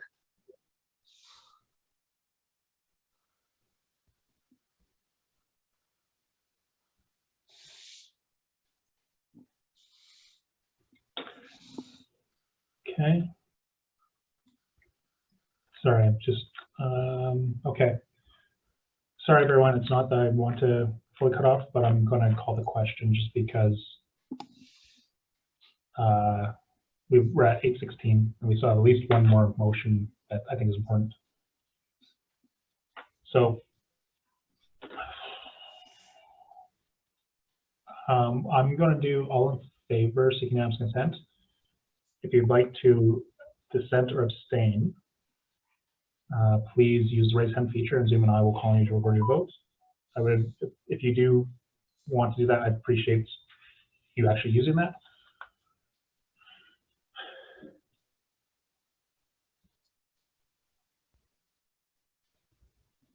Okay, give me a second. Sorry, Corbett, is this to call the question or is this to actually vote? My apologies, my apologies. Yes, it's to call the question, not the motion. Yes, my apologies. I was jumping back and forth on quorum stuff. So would you like to? So yeah, this motion is to call the question. If you, and I'm seeking unanimous consent. If you'd like to abstain or dissent, please use the raise hand feature in Zoom, and I'll call you to record your point of order, Nikki. I can clarify what it means to call question. Thank you for the ask. Call the question means to end debate. So if you want to end debate so that we move into voting on this motion, then vote yes. If you'd like to continue debate, then vote no. Okay. We're already in the voting. We can't do a direct reply. Sorry, Corbett, did you need a seconder on that? Point of order, I think. Did you need a seconder? I don't think you got a seconder for calling the question. Thank you. I didn't. Yeah. Okay, wait 1 second. Point of order from Nikki, and then I'll go back to that. Sorry if this is not a proper use of point of order, but is it possible to instead motion to delay like this discussion and for the next council meeting? When's the meeting, the event again, Shariq? April 1st. So the next meeting would be on March 16th. is that going to directly impact your ability to run the event? In the interest of the points raised, I would be in favor of putting it off for 2 weeks if people feel like there sort of needs to be more consultation on this. I can speak to Jess. I can speak to Brianna to deal to sort of consult more with the what's it called, the accessibility part of it. But the only thing I would say with regards to that is we have up until March 26th to basically submit the guest list for the event. So in postponing this, that would only give us 10 days to sell tickets, which could be very detrimental. And then that I think might be that might actually cause a hindrance to the event. So I think if it'd be agreeable, I would just cut, if this people would be agreed, we can cut the two, the miscellaneous and the other staff fee and just do the catering and the venue, because those realistically are the two main things. And then I can work alongside Jess as well as exec and the accessibility coordinator to fully go towards this and to sort of iron out any details. What would that lower this down to? It would be 99 cents, so basically 10,000, but it's cutting it off by $1,000, and then yeah, it would just cut it off by $1,000, and it would just cover those two things. So it'd be the 4,500 for so I guess it'd be 9,500. It would be 4,500 for the food, sorry, 4,500 for the venue and 5,000 for the food. That would be it.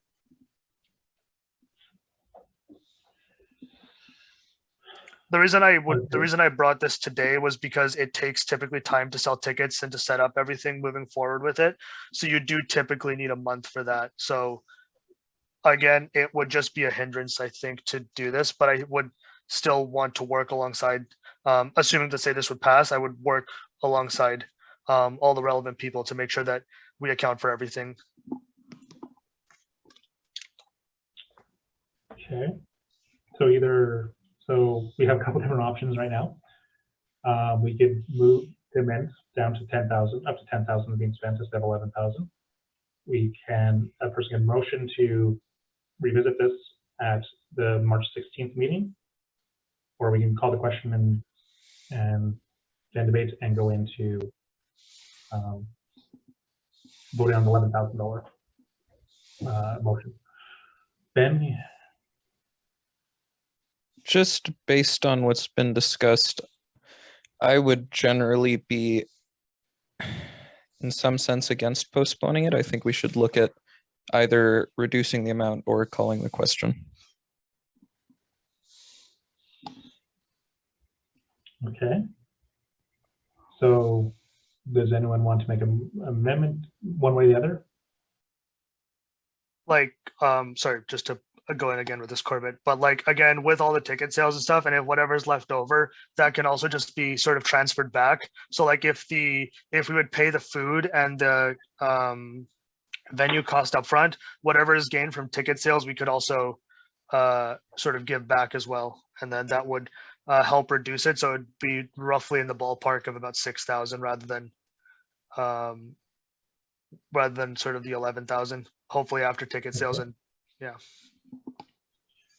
Okay.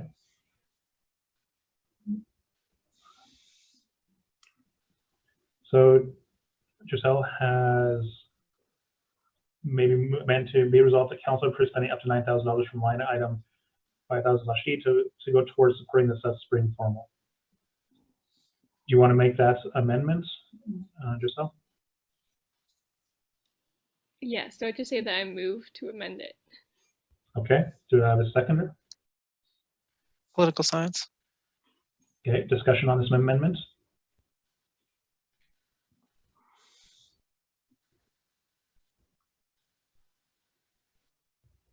Jess? I also want to make an amendment. Sorry, can you say that again? You're a little quiet. I also want to make an amendment, if that's okay. Okay, technically we're amending the spending part of it, not so much anything else. That'd be we'd have to do a second round of amendment for that. because we're just on just the amount of money we're amending right now. Okay. So any discussion on this amendment? Shashank? Yeah, hi, am I audible? Yes, you're audible. Okay, perfect. So with the fact that Sharik just mentioned that ticket sales will technically give money back and that will overall negate the cost from 11,000 to approximately 6,000, I would also be okay to approve spending up to 10,000 rather than 9,000, just so that if we're getting approximately 4,000, 5,000 back, it will still be in unison with the same event that has been taking place in the past couple of years and be consistent to it. Okay, direct response, Abby. Is that direct response to a question or a clarifying comment? It was to Shashank. That technically isn't in the motion, so I don't know if we would want to include the fact that they would be giving the profits from the event back to the SFSS, or how that's going to work. I don't know what that process would look like in a motion. Yeah, for clarity, the motion is the amended. The proposed amendment to this motion is to go from 11,000 to 9,000. Okay, so you're speaking for or against that amendment? Okay. Okay. Yeah, Corbett, like we can transfer over the funds in any way from ticket sales and stuff and whatever we gain from that sort of back. Okay.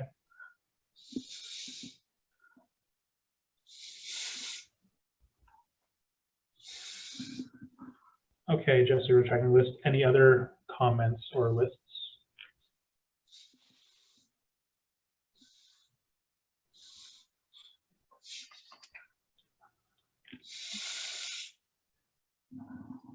That can be done as a second amendment. Sorry, we're just making sure we're staying focused on the one amendment first, okay?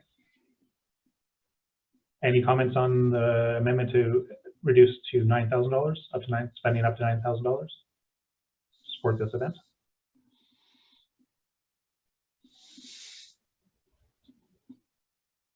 Okay, I'm going to move to a vote on this amendment. This doesn't necessarily pass the motion itself, totally, just the amendment on it. If anyone wants to be think about adding additional amendments separate from this, start typing it out so to make things a little bit faster. Okay.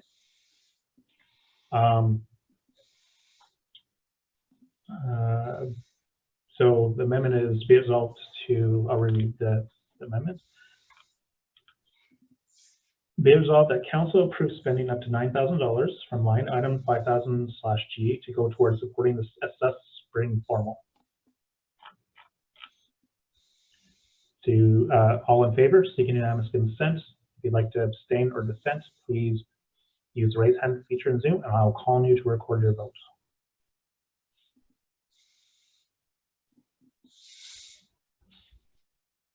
That passes unanimously. We're now back onto the main motion, which has been amended to be spending up to $9,000 to support this event.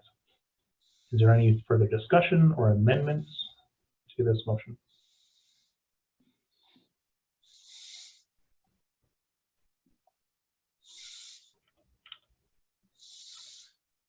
If not, we'll move to a vote of the motion as is.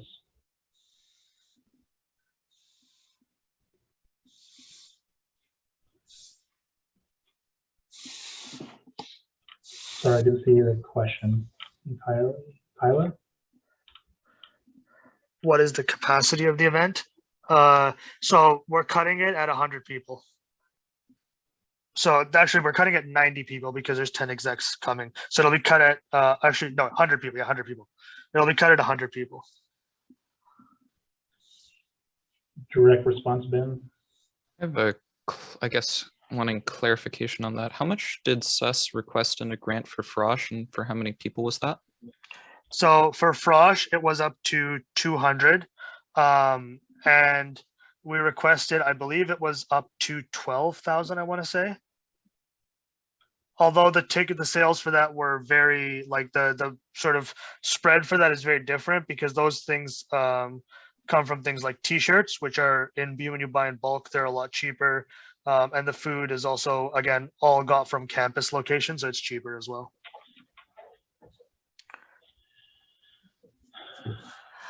Okay, wait, sorry, I'm getting a little thrown around here.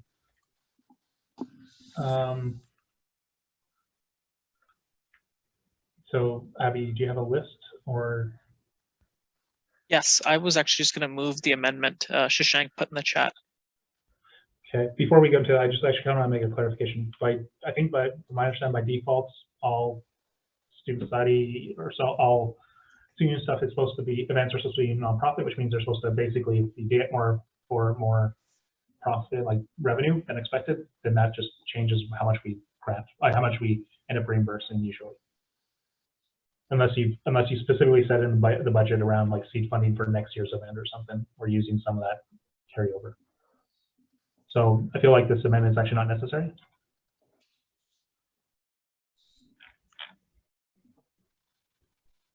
Okay.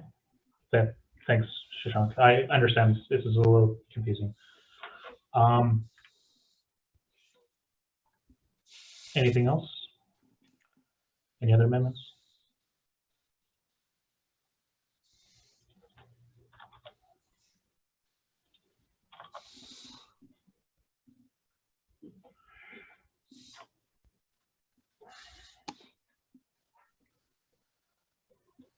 Sorry. Oh, go ahead, Abby. Sorry. So how we had this arranged was we had it so we're granting them $9,000, but then whatever the ticket revenue was, we were going to get back, but we can't take it back. Is basically what you're saying. So do we want to change the? Well, okay. Let me clarify. When we say up to an amount, that just means anything below that could actually end up ultimately going to the events, because ticket sales is dynamic and it's hard to judge.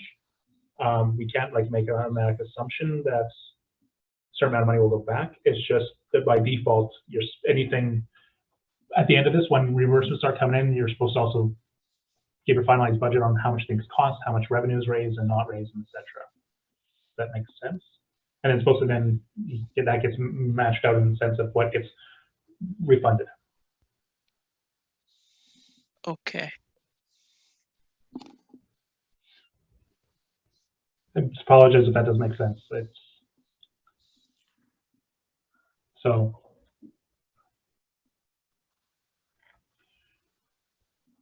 do we want to move into a vote now? Because it's 8:30 now, and I think everyone's number of people are going to drop. So I'd rather have a motion, like a vote, one way or the other. Okay, Ben. I'll move to call the question. Okay. Do a seconder. Political science. Thank you, Abby. All in favor seeking unanimous consent, please, if you'd like to maintain. Sorry, Ben, you raised your hand. Wrong vote. Sorry. Okay, thank you. This needs a 2/3 majority. If you would like, to maintain debating, then vote no. If you'd like to move on to voting directly on the motion, vote yes. All in favor seeking unanimous consent. If you'd like to abstain or dissent, please use the raised hand feature in Zoom, and I'll call on you to record your votes.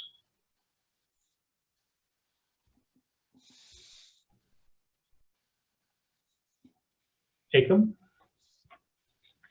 Sorry, I'm just going to very quickly dissent. I asked a few questions in the chat. I'm communicating with the SAS team right now, and these are questions that they have that I'm trying to get back to. So if I can get those answered before we move forward, that would be cool.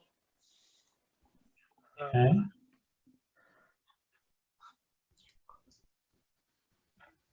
Any other raised hands?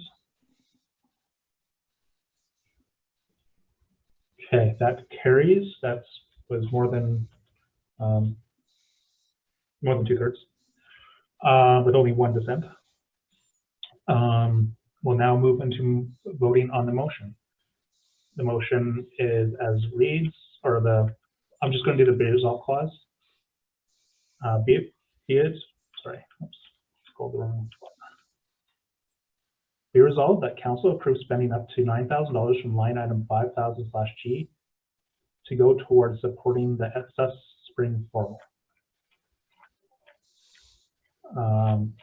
All in favor seeking unanimous consent. If you would like to dissent or abstain, please use the raise hand feature in Zoom, and I'll call on you to record your vote. Okay. Ben, go ahead. I'm going to abstain. And okay. Liz? I'm also going to abstain. Okay. I have a point of order. Whatever. Don't we need to do a roll call vote in the case where someone objects to unanimous consent? Oh, my assumption was dissent was just dissent of basically no vote. But I guess, yeah, I guess that's one way of doing it. I just thought it'd be faster.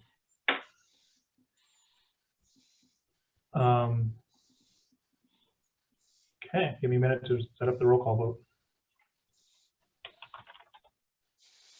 So yeah, you can drop your raise hand. Thank you.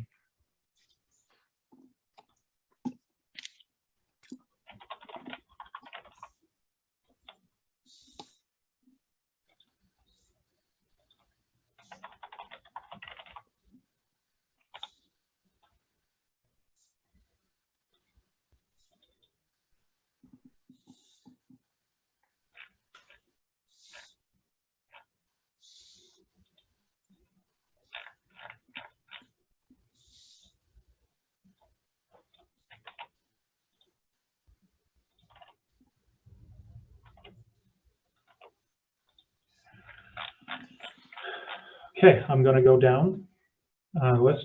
Yes, if to pass. Sorry, yes if you're in favor. No if you're not. Archaeology.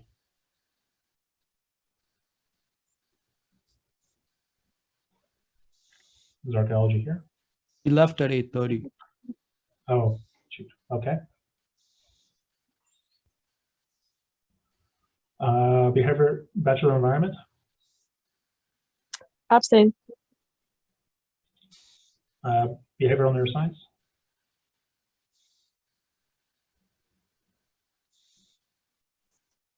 Biology is not here. PPK is not here. Chemistry is not here. Cognitive Science. It's just a math. Against. Why? Communications. Favor. Computing Science not here. Criminology.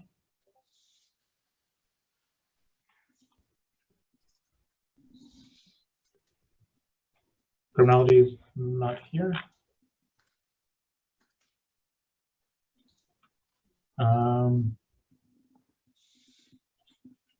Economics.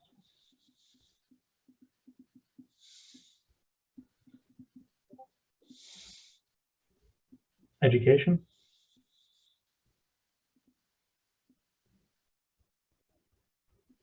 Engineering Science. In favor. English. I'll change to against. Environmental Science. I'm going to abstain. Film. French. In favor. GSWS. I think that'd go. Geography. Abstain. Health Science. In favor. History is not here. Doesn't vacant. Sorry. Indigenous Studies. Interactive Arts and Technology. In favor. International Studies.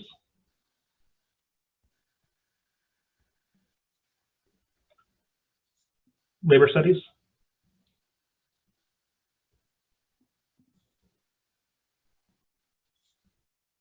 Linguistics. Abstain. Math. Abstain. Mechatronics. Riley already left. Okay, thank you. MBB.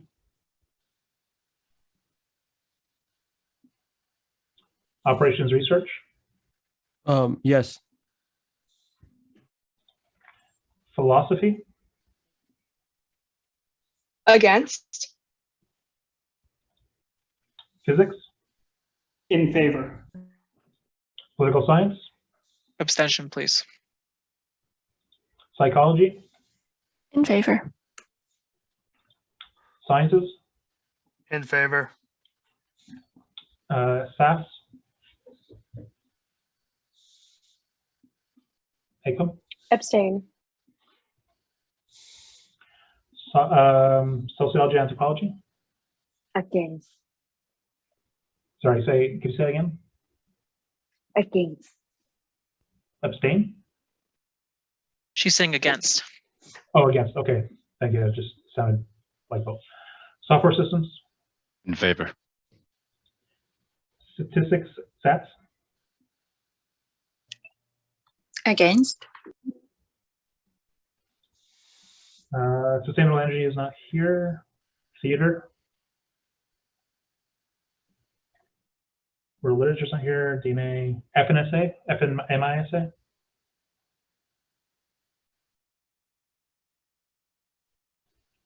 International student advocates? Abstain.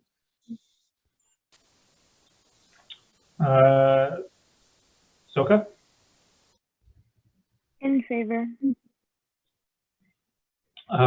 And Women's Center Collective, I think NIM is still gone.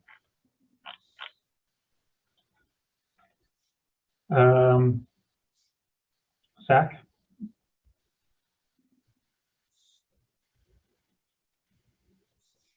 Okay, going into exec, presidents, votes in favor. VP internal and organizational development. Due to the reason that I hopped in halfway through discussion, I will abstain. Okay, thank you. VP finance and services. I will abstain as well. Thank you. VP university and academic affairs. Against. VP external and community affairs. I'm going to abstain. Equity and sustainability is not here. Events and student affairs. Abstain. Abstain. Abstain, yes. Okay, so telling those I have 12 yes, 6 no, and 12 abstain, so that carries. Thank you, everyone. Let me just do a quick quorum check. We need 25 people. 1, 2, 3.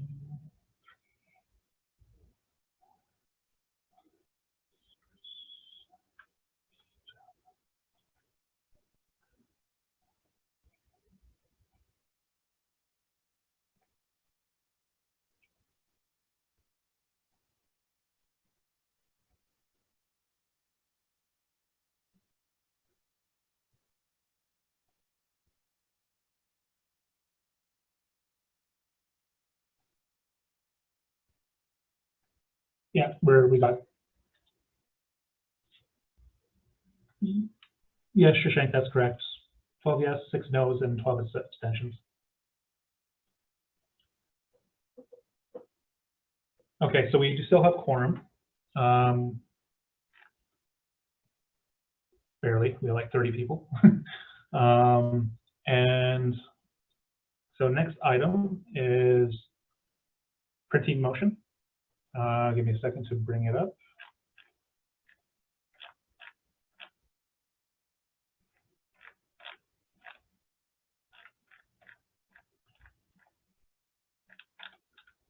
Okay, printing motion. Motion reads, whereas documents such as meeting minutes must be physically attached to check requisition forms for the club and DSU reimbursement process, whereas DSUs and clubs executives are required to pay out of pocket for the printing costs of these physical attachments, whereas required attachments for reimbursement consist of multiple pages of materials even after full attempts to reduce the number of pages, whereas printing costs are a barrier to students and are not currently reimbursed within reimbursement requests. Resolve that council pass a motion to provide free printing, whether it be by providing a printer at the sub for this purpose, reimbursing the costs within the same application, for club and student DSU executives, for the purpose of submitting physical check requisitions and other reimbursement related forms. Do I have a mover? Philosophy. philosophy moves. Do I have a seconder? Math. Wait, actually, if it's my own motion, wait, yeah, I can move it, right? Yeah. Okay.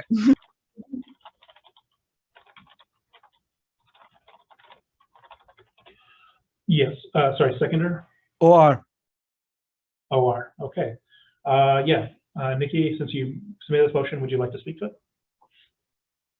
Yeah, so I can provide some context. So so for the Philosophy Student Union, which I'm also the president of, the treasurers who are working on like submitting check requisition forms, grant application forms, but lately these forms have often been up to 15 pages, if not more. And it's often the same treasurers who are printing these, and they cover the costs themselves, and students are not often in the position to cover these kind of costs themselves. They rack up over the course of a semester, you know, having to print multiple pages over and over again for multiple grant and check requisition forms. And I think that this is a cost that the SFSS should be covering.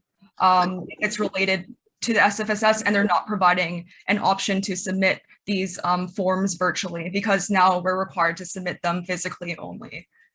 So I think the best solution would be to provide a printer station where students can go to the sub and print all their related forms for these grant and check requisition forms. I think that's the easiest solution, but if there's a better one, then let me know. Okay. Sorry, looking at speakers list. Ben? If this motion passes, how much is it going to cost? Oh, sorry, Jess, I didn't see you. We'll get back to you next. Sorry, so Ben, you just asked how much it would cost if this passes? Yep. Nikki, do you have any idea, or would you have a chance to do some research? Well, it depends, right? Like it depends on what the demand is, but I do think that it doesn't really matter how much it costs, because student union executives shouldn't have to foot the cost of printing if it's a required cost for them to submit their like reimbursement forms, right? Like it's they should never have to foot that cost. It should be something that the SFSS does if they're requiring us to print. So regardless of how much it does cost, I do think that it's unacceptable and like I guess an oversight for students to be having to foot the cost of printing if it's something that the SFSS is mandating for them to do in order to get reimbursement. And also, I guess like in terms of how much it costs, like I would just assume that it does depend on demand. However, I don't think, like, it depends on if there's a printer already, you know, in a central location that can be used for this. I don't think it'll be exorbitant or like crazy cost. Probably, you know, less than a few $100s a semester if we don't have to buy a printer for that. So yeah, that's what I think. But maybe Corbin and other people have other comments, and I know Matthew also direct responded, so hopefully it can be in relation to, yeah. Thank you. Okay. So direct response from Ben and then Matt, and then we'll hopefully go back to speaker list. While I do agree with you in principle that this is something that should be looked into, I'm frankly concerned about approving such a motion without a clear plan as to how much this is going to cost. So I'd like to move to postpone this for 2 weeks and task the VP Finance with drawing up how much this would cost. Okay. So you're moving to postpone for 2 weeks. Can you write the full motion, chat? Just sure. Amos, we'll get to your direct response when we get into this discussion on this amendment, on this motion. I think I want to hear what Almas says, though, if possible. We can't really move out of order just to hear what someone has to say, unfortunately. Yeah, don't worry, we'll get to stuff. So the motion is moving to, by Ben is moving to postpone for 2 weeks and tasking VP Finance and Services to determine how much the proposal would cost.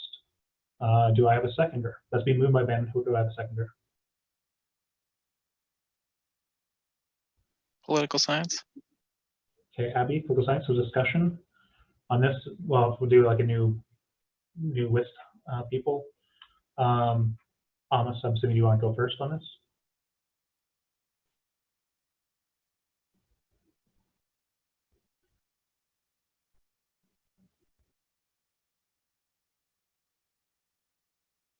If not, then we can move to somebody else has a list on this motion. Giselle?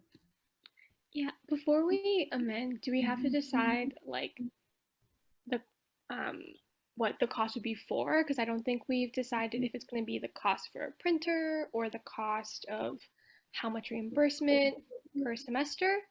I think maybe we should figure that out before we amend with that.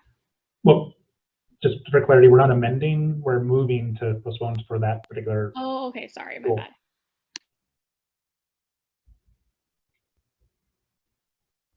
Okay, so yeah, again, the motion, it's not an amendment, it's a motion to move to postpone.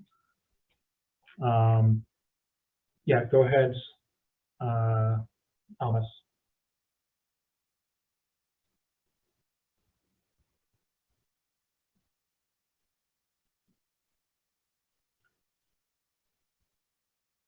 Go ahead, Almas. So my issue with postponing is I can't really like, I'm being honest, I cannot make a projection on how much we would be spending. I would have to refer this to Nancy or the MSAs instead, because I feel like I'm not in a position to just say a figure and then be in the hot waters. And yes, John as well. I'm sorry if we got to waters for mentioning a figure and then being questioned on, oh well, like why didn't it work out? And like I need all that information to bring something self in trouble by coding something and then not being able to stand by that. So that is my only concern. So sorry, you cut out. Secondly, I also can you hear me now? Yes, you cut out a bit. I was going to try to summarize for you. Secondly, I also assume, I don't want to promise, I'm assuming that there's something already there in the policies regarding reimbursements where you can get money back for whatever you've printed. I need to check what that amount is, but I feel like it's already in there. So one, I would like to consult with other folks. Two, would like to get a realistic idea to not get into an issue later on, or to not create an issue for the incoming exec as well. And three, I feel like there's something which is already in place to deal with this. Thank you. Okay, Matt, go ahead, and then Ben. Yeah, I just have a quick thing to add to this. I don't think that we should even like postpone it, like in regards to documents and stuff like that, like for check recs and printing costs. Like we need physical copies for like you know, audits and things like that, so they need to be like in like if they happen in person. So for example, like if you need a check rec form, you don't need to print it. You can go to the Go desk and then bring the because they need the physical receipts and copies, and then you can bring that and send it in and drop it off with like member services staff, and like that's kind of how that filters through. And if you just ask, like we have the capacity to print off that form for you, or even just forwarding your email to MSC, and then they'll attach everything for you. So I don't really think there needs to be like printing costs like out of pocket, because that could all be done because it's for the purpose of ensuring that like all those documents are together. So like honestly, I don't, and like what Almas was saying, I don't really necessarily think you can't project costs of like, you don't know how many people are going to go there with multiple pages of like receipts. And even then, like a lot of that stuff can just be done when you forward it to MSC staff and then go drop off your check recs and receipts as well. So like that's kind of where I'm at, and that's kind of been the process for like ever that I know right now, since like I've been in school, and I've been in school since 2016. So I don't know, I just always go drop off my check recs, and I've never had to pay for the check rec. So yeah. Okay. Sorry, direct response, Nikki, and then on to Ben. Yeah, I guess this is just to clarify and like ask a question from Matthew. So not all, the problem is that a lot of the required attachments for check requisition forms and grant forms and everything also need to be filled out, so, or like printed out. So for example, if we have an official receipt that's not printed for like, and we have to actually print it. So if it's like a virtual receipt, and we actually had a lot of that this semester because a lot of our events are virtual events and we end up getting online virtual receipts, so we do need to print out. That part is also ends up being a burden and a barrier for students, and it does add to the overall pages. So I just want to clarify and ask Matthew if like those things, like all the required attachments and everything required to submit these forms could be covered by you know, asking somebody in this sub or one of the staff members to print on our behalf. Is that, can I just clarify that part?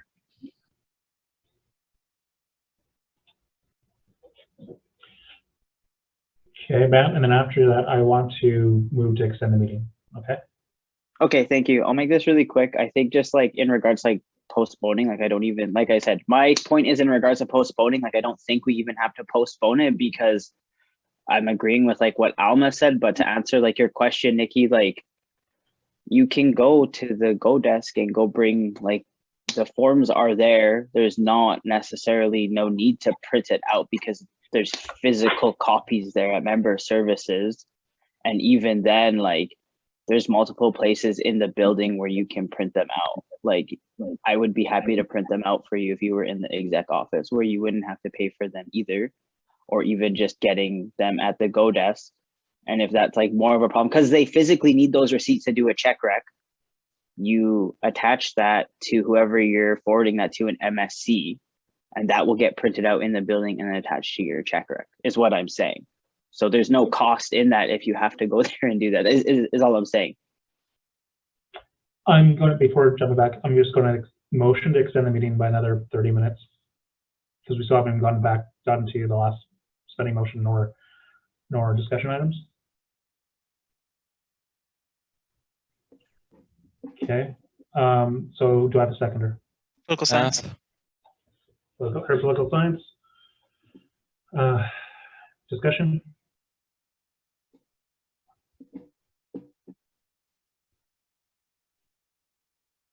Okay. I'm going to go to a vote.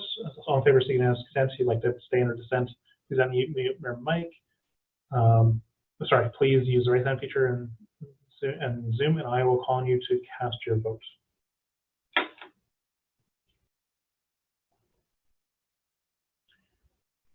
That passes. Now the meeting's until 9:30. Okay, we're going to go back into speaking order. Nikki, you have a direct response. Yeah, so this is just in response to Matthew. I might just be misunderstanding. We might just be like talking past each other, but my clarification was not, it might be just like the terminology being used, but it's not just about the forms themselves. So there's like these templates of forms, right? Check requisition forms, grant application forms. It's not just about those being printed and being provided for us, because I know we can go pick those up physically. It's also about, it's about the attachments, right? We're asked to provide different types of attachments when we're filling out these forms. So meeting minutes, which can go for many pages, we have to provide those in whatever check requisition forms, right? Yeah, so like meeting minutes, like receipts need to be printed, evidence, like sometimes there's conversion costs between USD and Canadian dollars. That all needs to be provided. Sometimes credit card statements, right? So like all those documents, they can add up to being a lot. And over the course of a semester, it can cost a student, multiple, like, $50, right? For printing, for example, right? So, and they shouldn't have to foot those costs if it's something that's required. So that's just like all I'm clarifying. So yeah.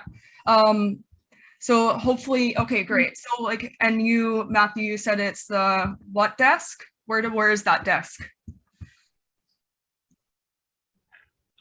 The main desk on 3011 this side. Okay. So the first look at the Go desk. Okay, so yeah, I think maybe just then clarifying that is something that is available, because as somebody who is running a DSU, I didn't even know that we could ask that desk for printing. So maybe that can be a communication thing to DSUs. And yeah, thank you. Okay. So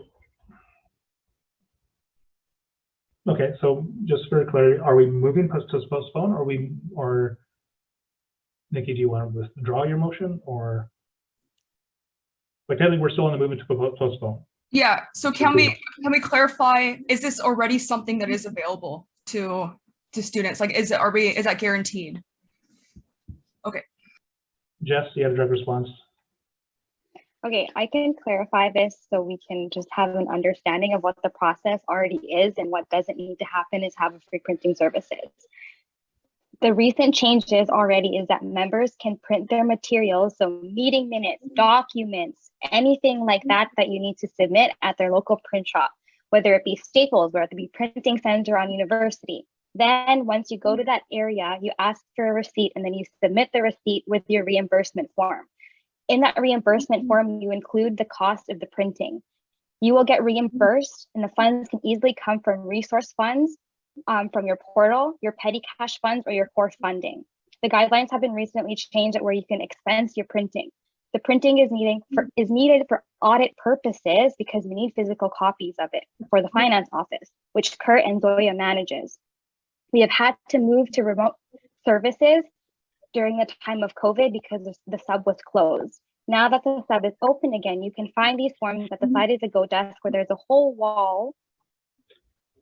There is a whole wall where you can pick up these forms, sign it there, and you don't have to pay for it. So you can still reimburse your printing services. Paper copies are needed for auditing purposes, and they're still available. The motion that you have at hand is missing the budget, the line item, and the department you're taking this from, and the staff consultation for this to be needed. The financials of having a printing center at the sub has been looked before when the sub was in creation. The staff have also looked at standalone and self-service printer, which needs someone to liaise with external contracts for services and payment of the printer, and it's not feasible within our own budget. For the printing services, it does not fall under any of the staff's job description. So you can still get paid for it. So don't worry.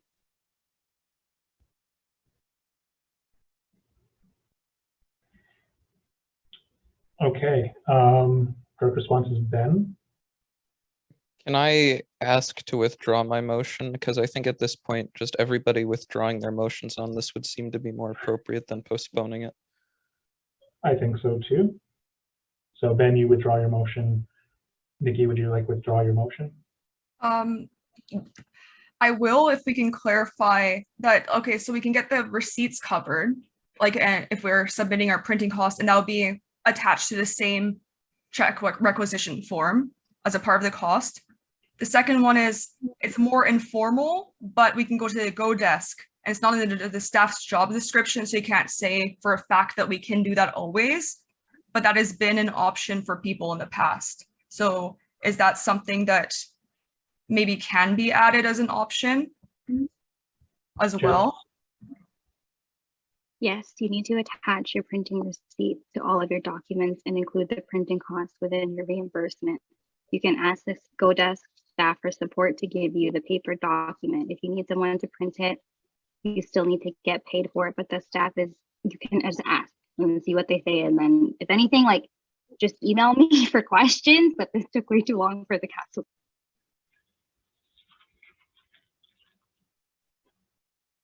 Okay, is that clear, Nikki? Somewhat. Okay, I think honestly, Jess, it'd be helpful if you can share the updated guidelines and process for to Nikki to help. And also, if that's the case, if this might be something that might need to be communicated with our clubs and student unions, so they know the updated stuff. Okay.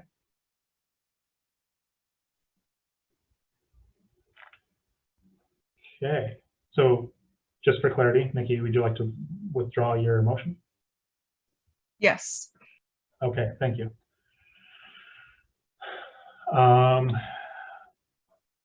Now we're on to the new mode motion. So, new mode subscription. This is submitted by myself. I'll read out the motion. Whereas SFSS has successfully used new mode as a tool for advocacy campaigns for the last 2 years. Whereas there are multiple known advocacy campaigns coming up for 2022-2023, including but not limited to Burnaby Mountain Gondola funding, fall municipal elections, fall and spring provincial and federal lobbying days. Sorry, Corbett, Ben has a point of order. Point of order, Ben? Oh, did I not move in second? I'm not there yet. Do we still have quorum? Give me a second to double check. So yeah, you're doing a quorum, you're asking for a quorum count. Okay. 1, 2. Yes.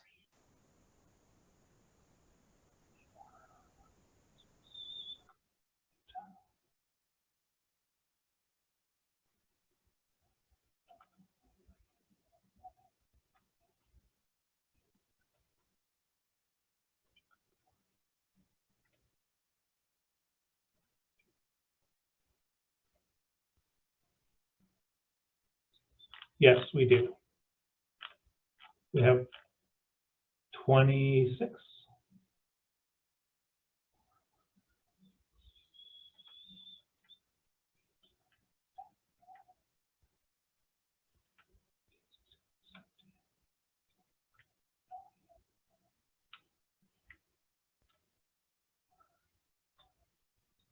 Yes, we have 26.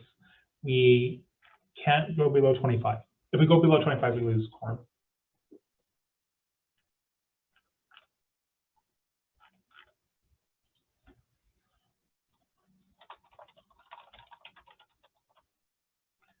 Okay, so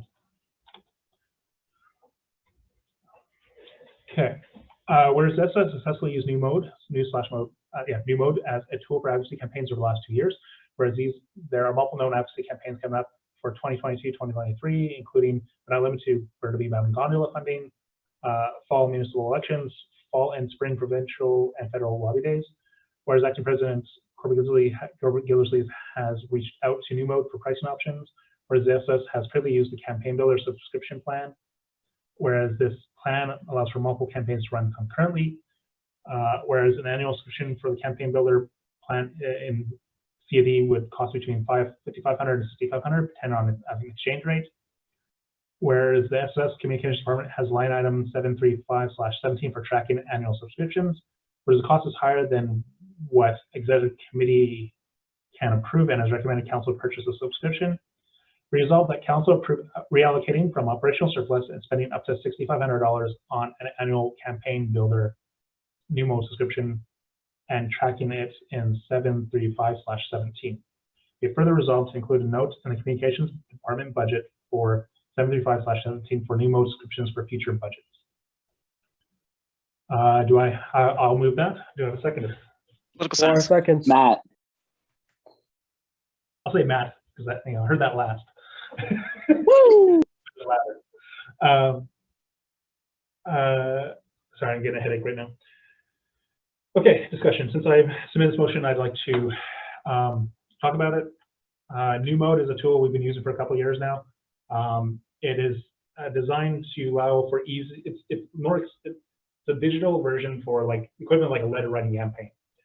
But you can do it for Twitter. You can use it for emails. You can use it for a number of different areas to simplify the process of doing advocacy work, especially now in a much more digital age. They have, we've used it for, sorry, my brain has just stopped. I just know we've used it a number of years, and it's been fairly successful.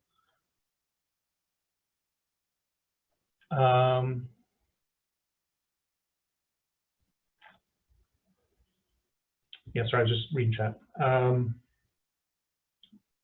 I realized I did not submit the pricing quote for council. That was my mistake. Let me see if I can get it quickly.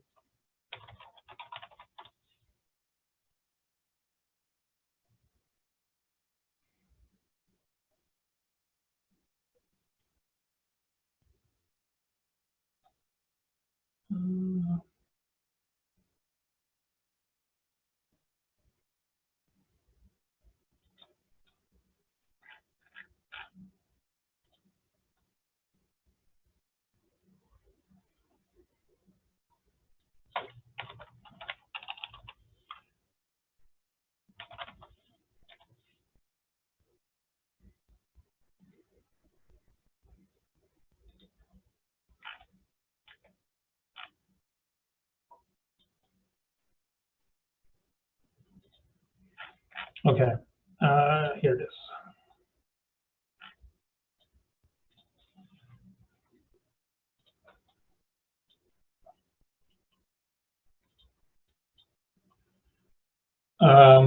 So exec reviewed the different options available for annual pricing. These are all in USD, American.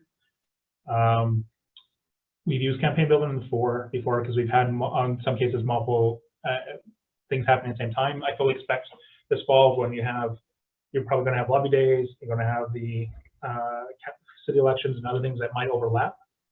And so there might be a need to have be able to have multiple campaigns going at once. So there's a big difference in price. Basically $100 equivalent is you could have like 3 different ones for $100 each, which wouldn't give you the same features on Google Analytics and such, but is a little bit cheaper. No, yeah, a bit cheaper. Instead, doing basically $350 American a month for 12 months works out to be about 450 Canadian when you depend on depending on exchange rate that day. That's why I put a range in the I put a max up to in the motion itself.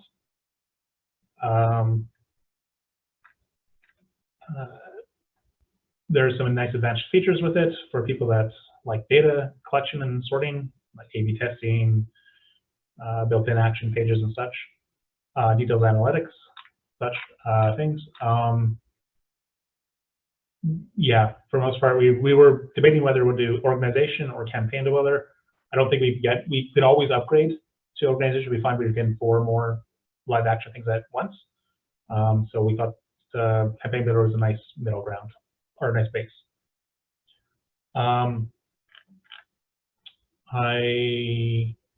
Yeah, so that's my spiel. Abby? Yeah, I am glad you guys went with the campaign builder over the organization. I think, like you said, you can always upgrade. So I'm glad you guys went with a more conservative choice. Also, I'm glad you guys have already tested it because I was going to ask into its merits, but I remember reading in the thing and then you mentioning it yourself, it's already been used. So I'm a big proponent of if it's working, just keep doing the same thing. So yeah, I guess I'm in favor of this motion. Okay, thank you, Abby. Serena? Yeah, I just wanted to speak in favor of this motion. Another thing that we used it for recently was about the name change campaign, and also you might have received that email recently from the SFSS regarding sending emails to senators and that kind of thing about hybrid learning. So I really found the value in that because not only were a lot of people engaged in sending emails, but at the same time, it provided like a voice for folks who were in opposition as well. I don't know if folks, I'm going to age myself with this one, but I don't know if folks remember a counselor from like 2018, Quinn sent a really detailed letter that I read through about staying in person and the merits of it and that kind of thing. So I think even from a societal standpoint, it not only provides like the opportunity for whoever's the executive council to put out a certain opinion, but it also provides any opposition to go in, edit, and then send those same emails out to, say, SFU administration, senators, the board of governors, whoever they're looking to speak to. And I think that's really valuable. Okay, thank you, Serena. Matt? Yeah, I just want to speak in favor just because it has been really helpful since we have had it. I've definitely seen the value, especially we have used like 3 campaigns at one time, and it's good because they go like on our website and they've been able to have been going like simultaneously.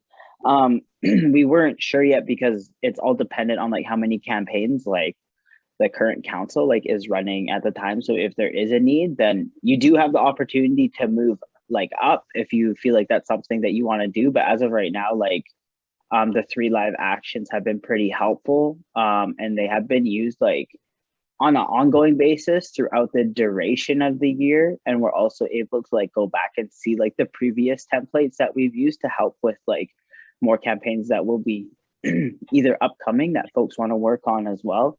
This is also open to folks who want to run campaigns, like as well as not just like available for exec.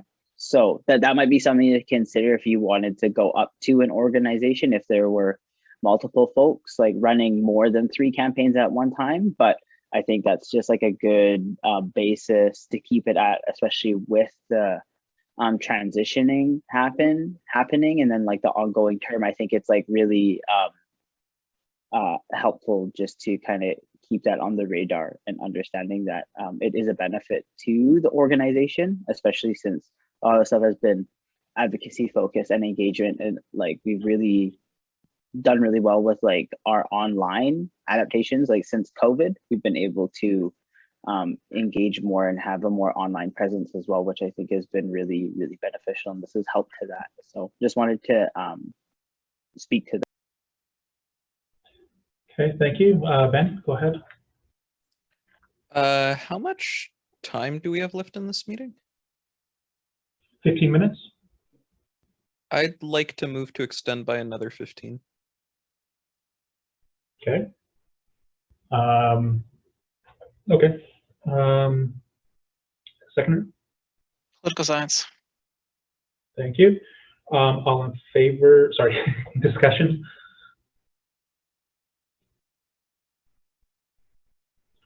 Okay, all in favor seeking unanimous consent, please use the raise hand feature if you'd like to dissent or abstain. I'll call on you to record your vote.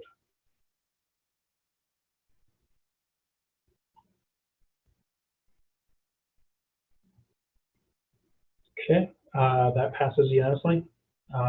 Meeting is now till 9:45. Back into the motion. Do we have any more comments on this motion? Comments, questions, concerns?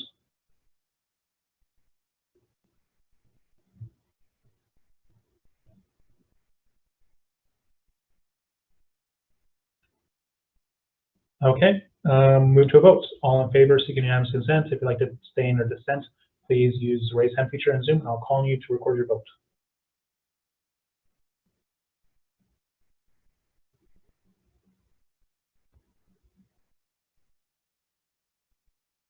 Passing unanimously, thank you. Now that is the, sorry, stop sharing the screen. That is the last spending motion, or the last motion. We have a new business.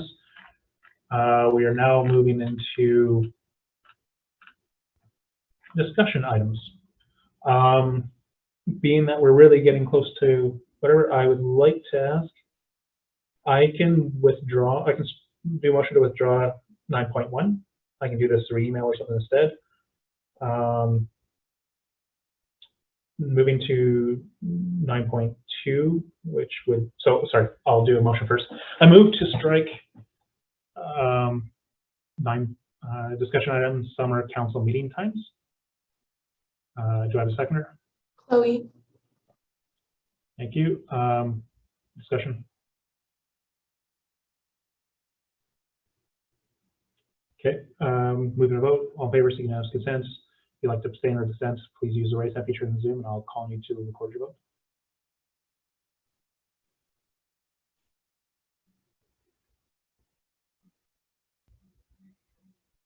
Okay, that passes. Moving into 9.2, cognitive science core funding increase proposal submitted by Nicole or Nikki. Just to clear, I'll probably be the first one to list on this because I've got a lot of knowledge on this topic.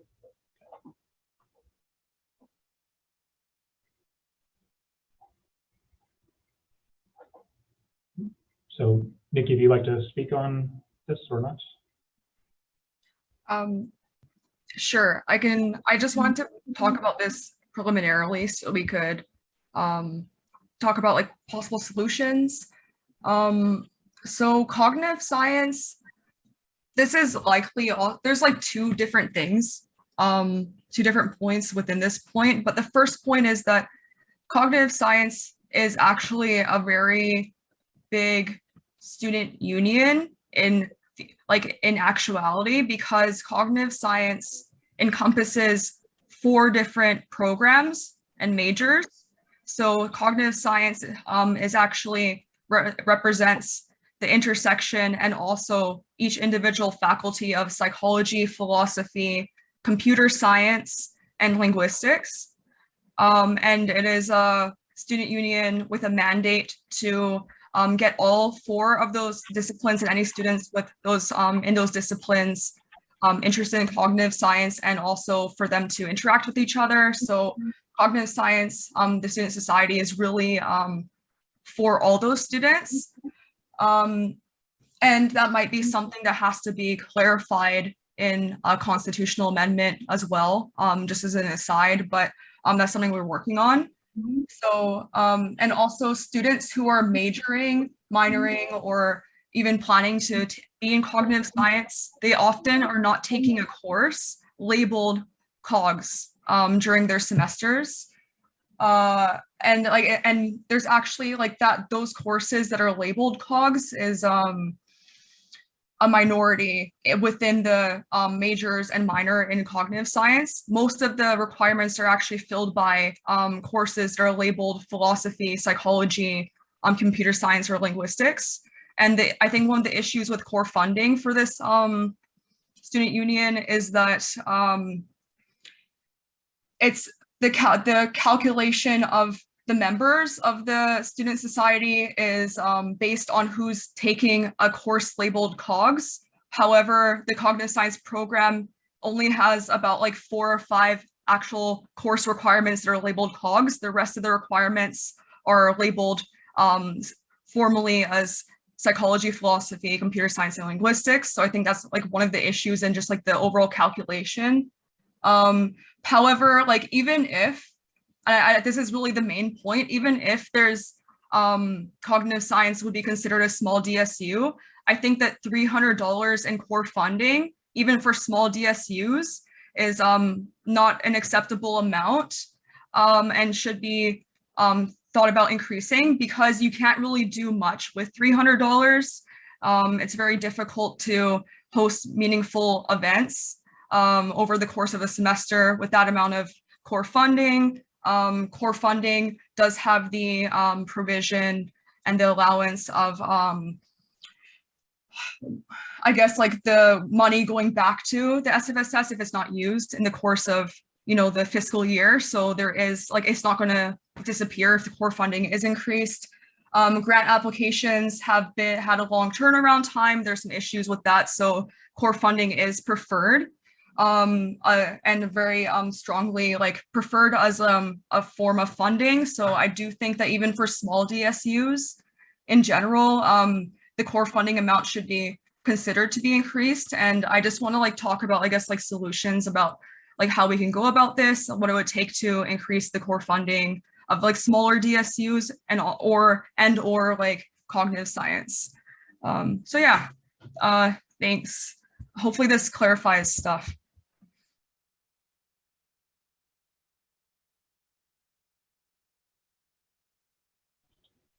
Sorry, Ben, you have a direct response? I'd like to talk about actually what basically the whole core system, unless you got us something for like point of order.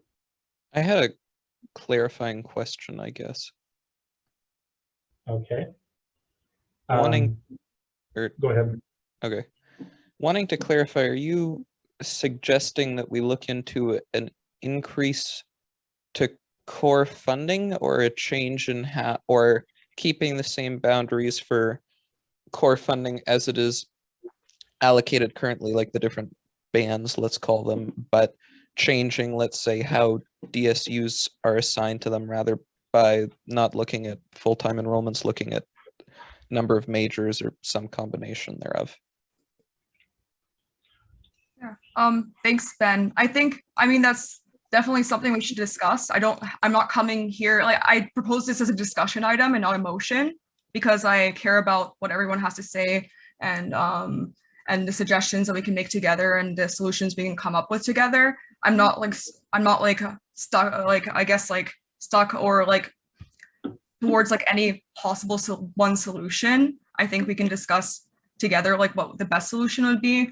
I do think that like even for small DSUs, like something like $300 is a really small amount.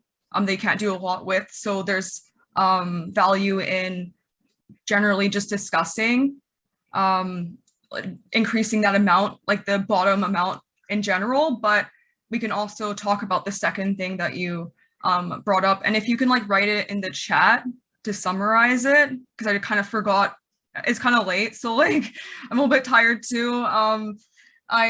I forgot exactly like what you suggested, but I think like we can talk about both, right? And like come up with the best kind of solution. I think like this is going to end up being a discussion item in the next council meeting anyway. So I would be okay with moving this and talking about it in the next council meeting. However, I know that it's good to try to get the ball rolling a bit. So if we can come up with like some sort of preliminary solution or, you know, plan of action that I can do, or like someone else from, you know, cognitive science can do and look into in the meantime before the next council meeting, that's kind of like what I'm looking for here. So yeah, if anyone has any suggestions, let me know. Also, Hillary clarified that there's only 5 courses that are labeled COGS out of like all of the courses that are labeled COGS. And the like, I guess like the membership for the Cognitive Science Student Society is calculated based on who's taking those courses labeled COGS.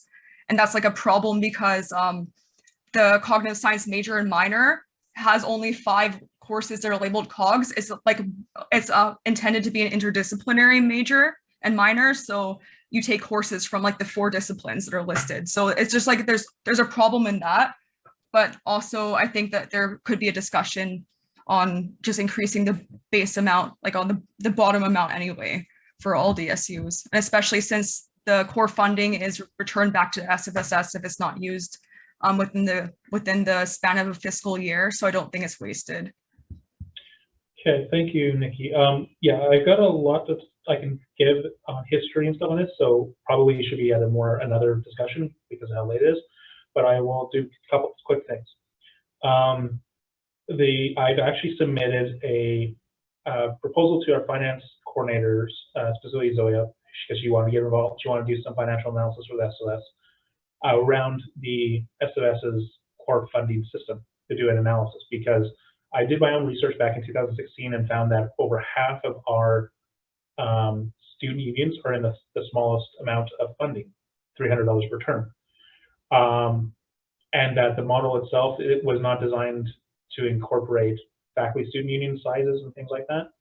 And the model itself, the amount of money and the structure itself has not been changed. Probably I don't think it's changed in at least 8 years, probably longer.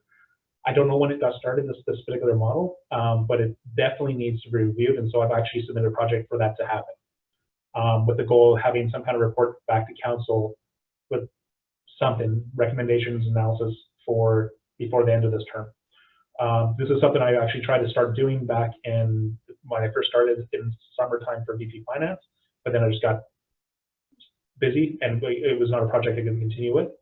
And so I've basically given them staff, because you're not the only, like there's been multiple people in multiple years have asked about, improving core, but it's not just about the money, it's also the system that we have, that it might not be the most, like, we're using SFU information and data, and maybe that's not the best model for information. Maybe we need to use a different system, like you were saying, like not all, because we're dependent on how SFU defines things. So like, for instance, we have issues where software systems is not classified separately in SFU's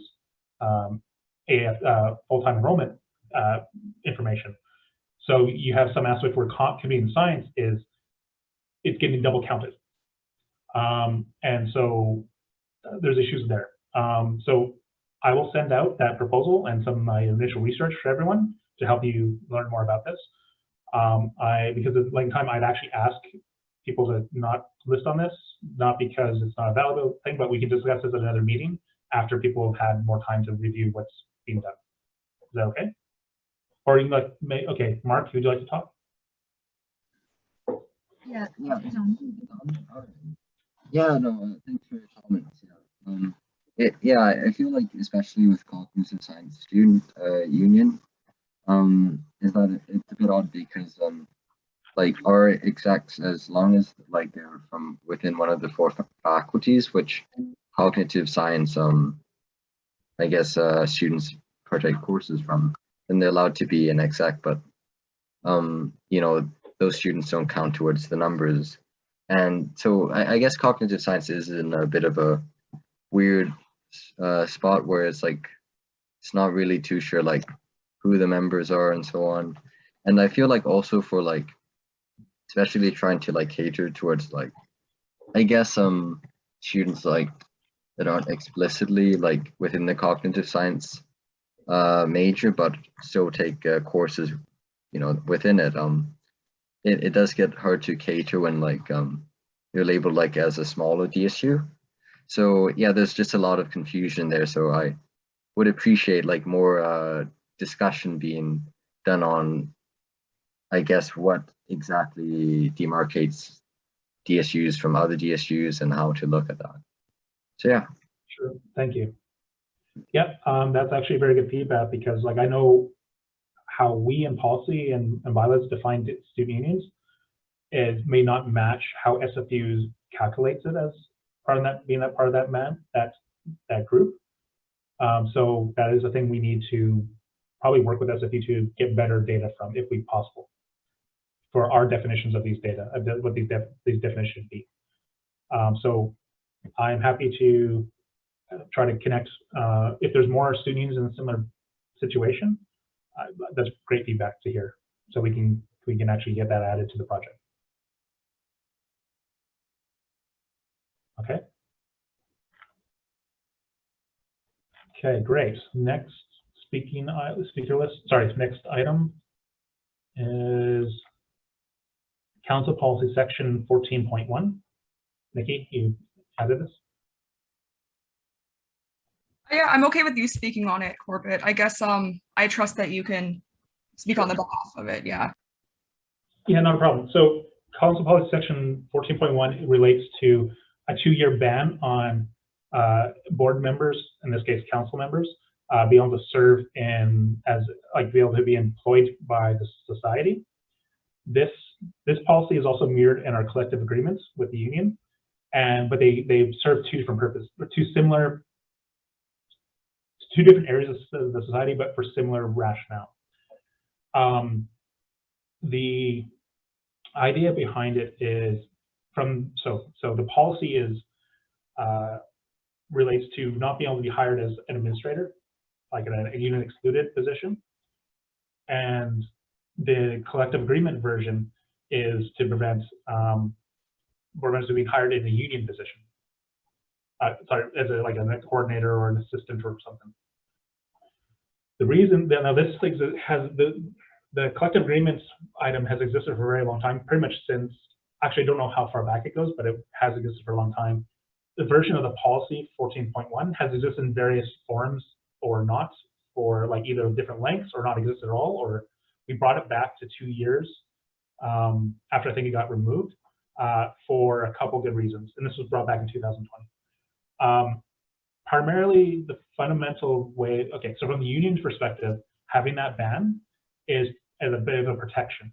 It's to prevent potentially a hostile board, like say anti-union board, from trying to hire other past board, like people have board members as they quit or something, into lots of different positions to try to then bust the union, either just decertify it or mess with it.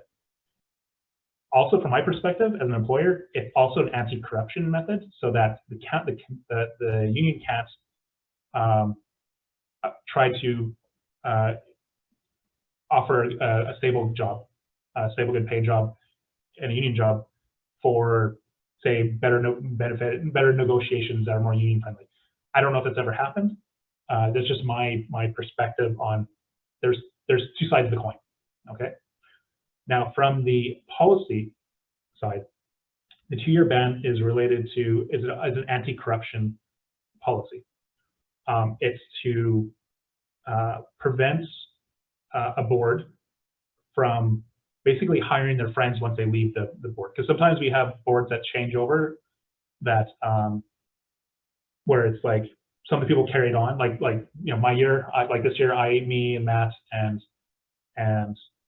Gabe ran again and we won. If we didn't have that policy, we could have, and if we were less ethically inclined, we could have then tried to say hire on some of the people that quit, like OSUB, or not quit, but OSUB or others that finished, and put them into a well-paid role where they're making, you know, 80, 90,000 a year. This has actually happened in this SFS. This is why this policy actually exists, to prevent a repeat of previous situation where this situation actually happened.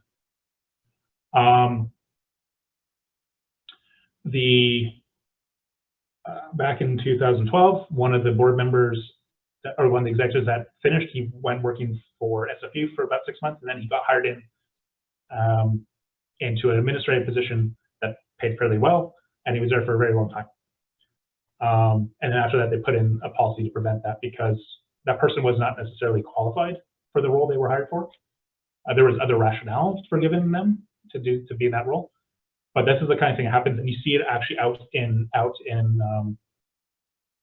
student societies out in like Ontario and stuff, where I've seen one where literally the VP university or something one year, then they finish their time on the board and then they get hired in as executive director.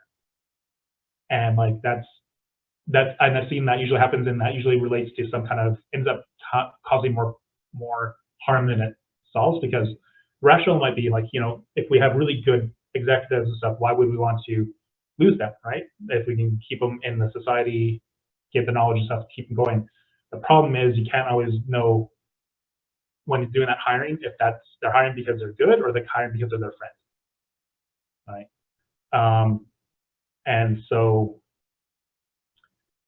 I'm a strong believer in that 2-year ban.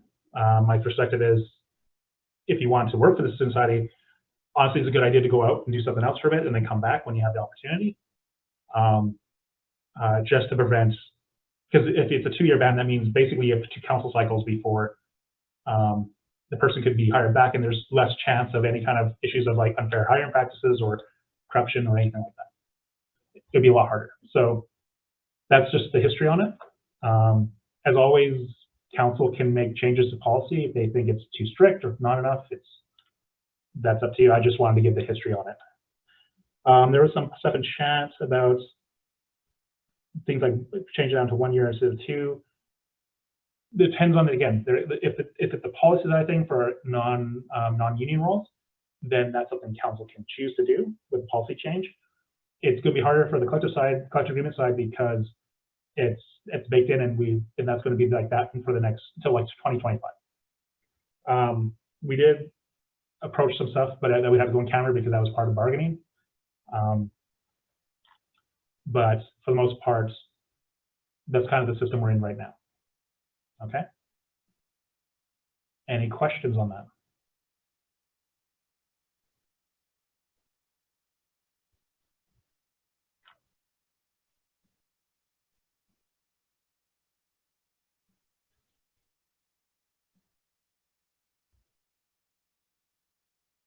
No? If not, we can go into the next discussion topic,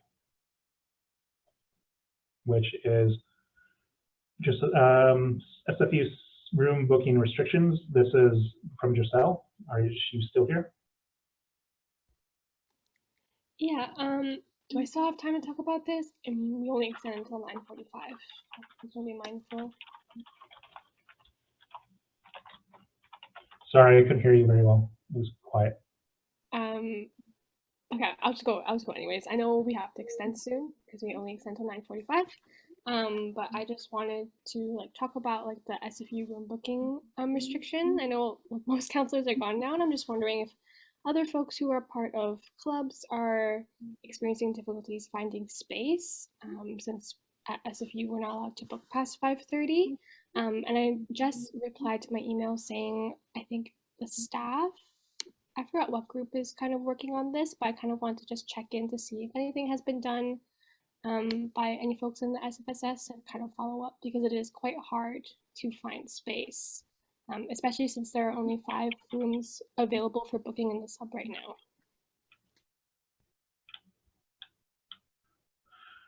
Okay, I'll just do a quick direct response because I do have some knowledge on this directly. Part of as we've been given the reason from SFU is basically they don't have the staff that supports the evenings and weekends right now through their events group. That's something I think we can advocate for to get SFU fixed, because it's not sufficient. Like I get that, you know, things were when the SFUs was first to open up, even though the SFS did not want to fully, and we did our actions.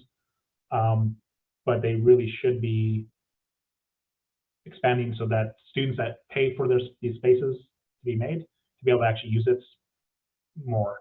And because the vast majority of classes end around 5:30, having that cut off means that all the groups that are the students that finish classes later in the afternoon, they can't do events, right? They've pushed back and say, well, open the sub, or it's in the sub. And the Source at the sub can definitely handle some aspects of events, but there's over 100 rooms in campus that can be booked.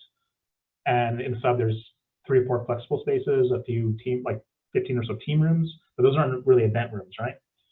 And so we can help a bit on that load, especially for specific types of events, but SFU will always have the majority of space on all 3 campuses that they need to utilize better. So it's definitely an advocacy thing, and something I'm happy to go back to SFU and say, like, what the hell? But I understand it's frustrating for students, yeah, because it's just poorly designed. Yeah. I agree, Trina. Yeah. Giselle? Yeah, I know that Ben just said this, but I would like to motion to extend the meeting until 10. It'll just be until 10, not 10:05, not 10:01. But I think it's important because I know Nikki also has a discussion item that's kind of related to what I'm talking about, and I think it's really important since we're talking about space. Okay, you moved to extend till 10. Okay. Do I have a seconder? Political science. Okay, political science. I should have just said a different one just to mess with you, Abby. Okay, sorry, I'm just brain. Discussion. Giselle? Okay. We're going to move to vote. All in favor, seeking unanimous consent. If you'd like to abstain or dissent, please unmute your mic. Sorry, use the raise hand feature, and to dissent or abstain, and I will call on you to record your vote.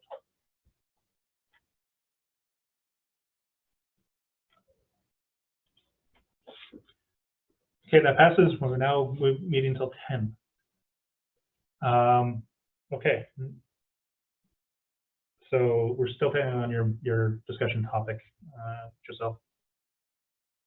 Yeah, sorry, I didn't know if I had to like direct response or just list, but yeah, since we can't really do much as a society because this is SFU's decision on staffing, and that's kind of unfortunate, I was thinking like maybe we could discuss ways that we can support clubs at this time, just because for one of the clubs I was a part of, we requested to book the meeting room, like a meeting room in the sub, the boardroom, and then we were told that they made an exception for us just because the guidelines weren't out yet. But we were told that the spaces weren't for like necessarily like weekly meetings, but rather events. And I understand like that's the point of the sub, but then also we don't have any other choices like at all on campus. So I'm wondering, I don't know who's working on those guidelines. It might be Jess, and she did leave the meeting, but if there's ways that we can be a little bit more flexible for like the reasons that students or clubs are requesting space, just because a lot of clubs don't really have options at this point. But yeah, that's kind of a ramble. Okay. Okay. Thank you, Giselle. Yeah. Yeah, the sub stuff is kind of tied into, now that we've reopened, we're trying to move quickly to reopen the rest of the stuff. But yeah, okay. I can check in with Jess because I know there has been updated guidelines. I haven't had time myself to review. Okay. Any other points on this, Giselle? Yeah, I just wanted to add like maybe also checking in with Jess for like when those guidelines are being released, because there are a lot of things that we didn't know about when we were like requesting for space. Like for example, like because there's only 5 rooms open, they said that we can't like book 2 weeks in a row, but they made an exception because we asked earlier than the guidelines were released. So I'm just really afraid that like the guidelines that are going to be released are going to be restrictive when students don't really have options for space on campus at the moment. Okay, thank you. Okay, next item. Sorry, it's sub bookings. Nikki, you submitted this, but you're asking like Hillary to speak through. I can speak first. I'll just like read out, I guess, my email if that's good. The one I sent to everyone. I think that I articulated the stuff there pretty okay. Let's see. Oh, let me just find it right now. Cool. Okay. I'm trying to find it. Okay, so I said that I want to add a discussion item regarding the issues and barriers surrounding room booking for music groups that are recognized under the SFSS. Specifically, the SFU Jazz Band has encountered continuous barriers with acquiring room bookings for rehearsals. There have been inconsistencies regarding the allowances, rules, and limitations surrounding the room booking, and the SFU Jazz Band has been experiencing these barriers for over a year at this point. The Jazz Band has been told that the Student Union building is not a suitable space for music practice due to noise. However, I talked to Joselle after this, but we've been told that various dance groups have been provided space to practice in the sub, and I'm not sure if they have or not, but we've gotten like this kind of information, so it could be miscommunication. But like if music groups and dance groups, or if dance groups have space to practice in the sub, we're kind of both making, the problem is that we're both making the same kind of noise, because dance groups have to have music playing in the background, so it's kind of, there'd be an inconsistency if one was allowed and the other one wasn't allowed. And I want the discussion for this point to focus on clarifying the issues and barriers that we have encountered with acquiring a space for band rehearsals, and we should discuss prospective solutions to this issue. And in terms of my authority to propose this item, I'm an executive with the SFU Jazz Band, and I have permission from the president, Nico, and also Hillary. I would like if Hillary can talk after me, but yeah, I also I attached screenshots from the most recent email thread surrounding an email exchange that Nico, the president, had, I believe with someone from the student center. I think Caitlin is the name. So yeah, and I think everyone should have access to those attachments. But yeah, it'll be great if Hillary can talk next to further give your perspective. And I know that Hillary talked with Nico today to be on the same page. So yeah, thanks. Hi, yeah, thanks, Nikki. So Nico unfortunately had to leave this meeting because he had an assignment, but like you said, we are completely on the same page. So yeah, basically Nikki already covered most of it. We've had a lot of difficulty like finding rehearsal space in the past. I've been with the SFU Jazz Band for 2 years now. So before, I believe, fall 2019, I believe we would rehearse at Images, which is not great of a location. Like we just go on the stage. And then from like fall 2019 to like when, you know, we end up in lockdown, we would rehearse in the forum chambers. And yeah, like we've had to move around a lot actually. And now we do have storage space for our instruments and our music and our like our percussion instruments and everything like that.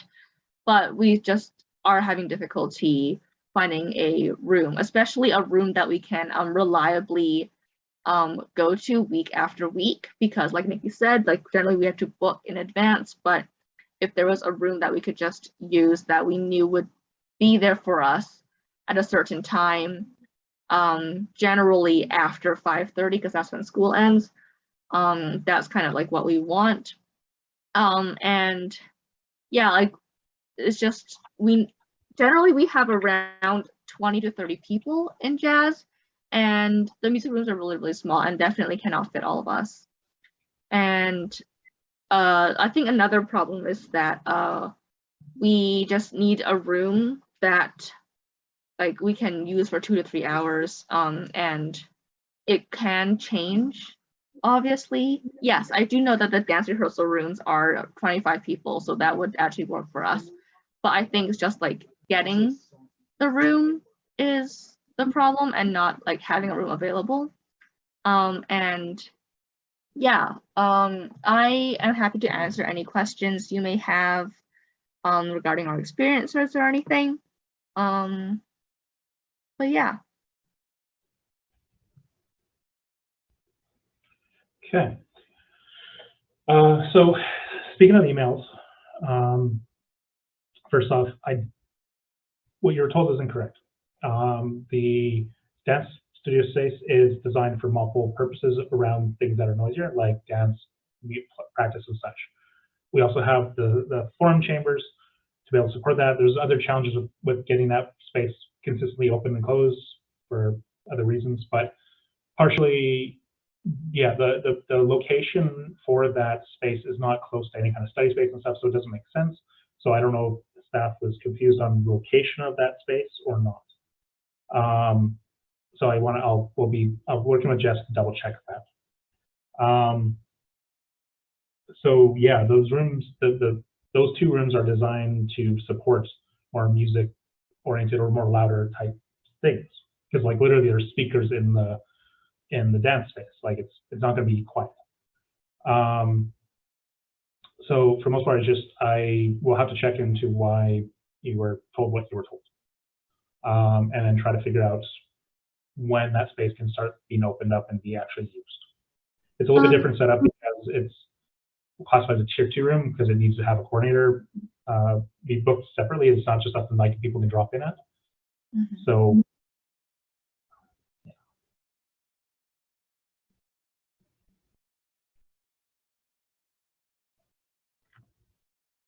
what?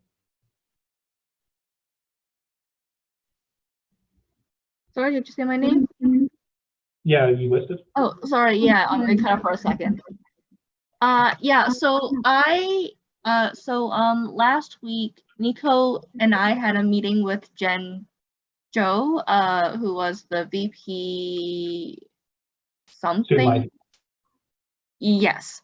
And she actually told us that like in the few months before her term ended, she actually managed to allocate some rooms or like some study space or something for the jazz band.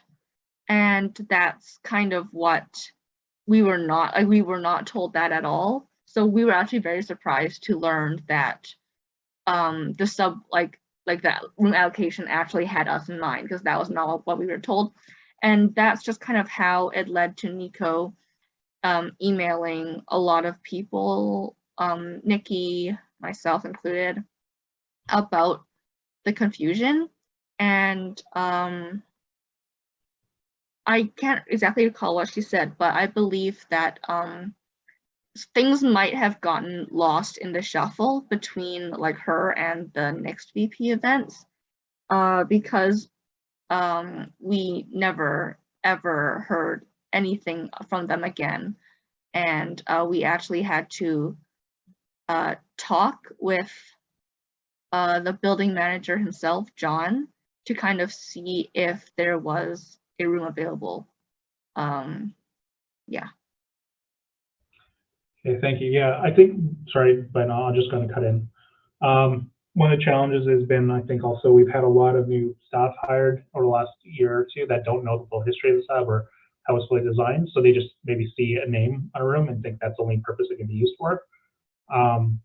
So there's going to be inside of I'm going to be recommending more like a use of space guide for staff so they know what can and can't be used in that space or what's kind of flexible for or what's not flexible to help with this so that this type of stuff happens less.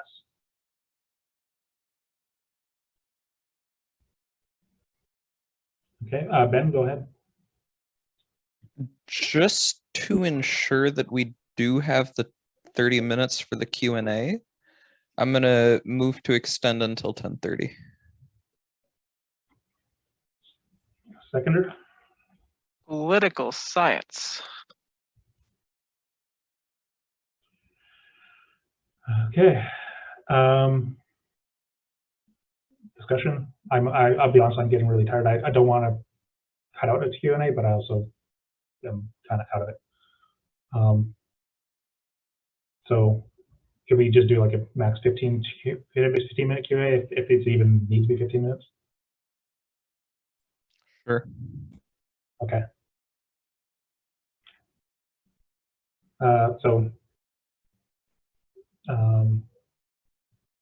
Yeah, I'll just move to 10:15. Okay.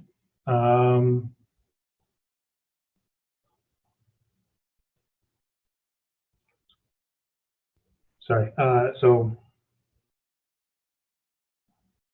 Nick, sorry, can you just quickly withdraw your 30-minute and I'll do 50-minute instead? Yeah, sure. I'll withdraw mine. Okay. Thanks. I'll move to do 15 minutes. And do I have a seconder? I'll second. Thank you, Ben. Discussion? You listed, Nikki? I listed for the discussion before, so yeah, not for this part. Yeah, okay, thanks. Okay, all in favor of seeking unanimous consent, I'd like to stay in our dissent. Please use raise hand feature in Zoom call, and I'll call you to record your vote.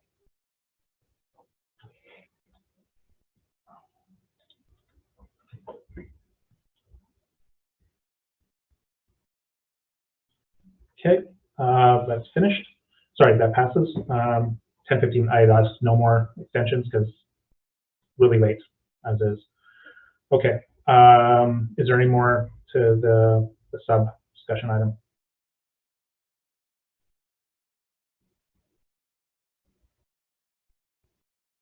Okay. Yeah, go ahead, Nikki.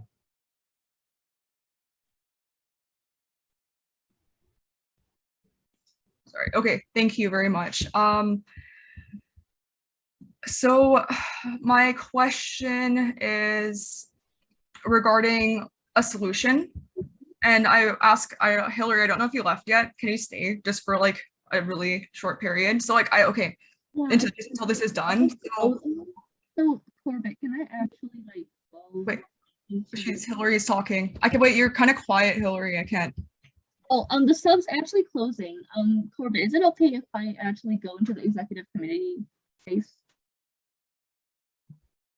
Isn't sorry, you said we can just go to the executive committee? Space, because it's closing. Okay. So. Yeah, it can go to space. All right, thank you so much. Thanks, Corbett. Yeah, so like my question is, so like this discussion item is intended to be around coming up with the solution and also more clarity surrounding like what kind of spaces a jazz band can use. So I really appreciate like all of this discussion. I think we should like definitely, inform, like see what's happening with the staff and why there's miscommunication and mixed, information being given. That I think that's really important. But also another thing that's really important that should be resolved and discussed and clarified is like, when can the jazz band, like use a space, what space, like if there's any answers that can be given like now surrounding that, because they still haven't gotten those answers for over a year now. So hopefully like that can be resolved today. I can say what I would say is that they can they can, if the space was designed, the dance studio space is designed for 20, 30 people or so. If their group is of that size, then they could use that space. If they're larger, then up to a little bit more can go into forum chambers. After that, we don't have, a ballroom would be the only other space after that, okay? Or potentially, yeah, I think the ballroom would be the only space that would really be viable.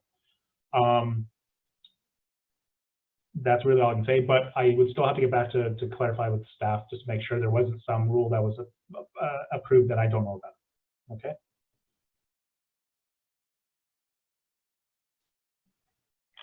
Okay, I think that's the last point, discussion point, 15-minute Q&A. Any students? I listed. I listed. Okay. Well, this is more for student Q&A more than counselor. But. Yeah. I guess just my question is like, can there be a commitment made to solve this issue? Like who's okay to take responsibility for this, just so we have like accountability. I'll be taking that spot, and I'm the chair of it, so I'll take accountability for it. Okay. Thank you. That's perfect.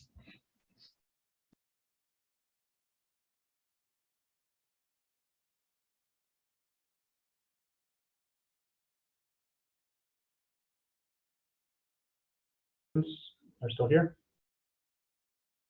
Sorry, I know I'm interrupting. I think we have literally one student in here. It's just Hillary. Mark is also with me, but we're both part of jazz band. Yeah. So yeah.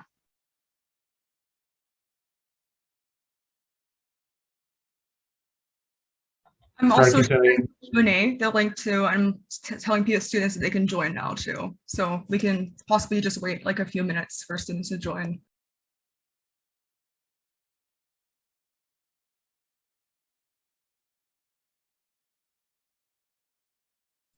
Apologies. Sorry, I was closing my room. I couldn't hear anything. What was said? I was just making a point. Apologies for jinxing the time of this meeting. Yeah. Okay. Sorry. Is there any questions for the QA? Student QA? I'm just clarifying that I shared this. So thank you. I just kind of wanted to know if there is any way that I could set up a meeting with the people involved and just work it out like between us, so like we don't clog up any extra time, because like obviously there's a lot of discussion to be happening and everything, and this is kind of, I think this problem is more specific to jazz band, although from what I hear from Jen, the same issue, like she actually did room allocation for a lot of other places that never got it because of the whole shuffle, I think. But since it's only me left, and obviously I'm just gonna talk about what I know about the jazz band. I just wanted to know if it's possible that I can just speak with the people involved somehow, sometime later.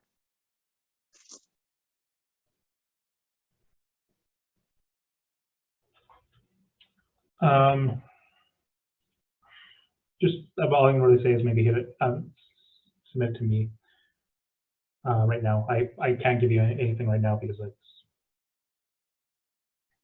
I need more time to figure stuff out. All right, that's totally okay, of course. But like, should we, like, I'm not entirely sure what steps Nico and I should take about this. Like, should we perhaps like email you? Who should we email? Yeah, take yeah.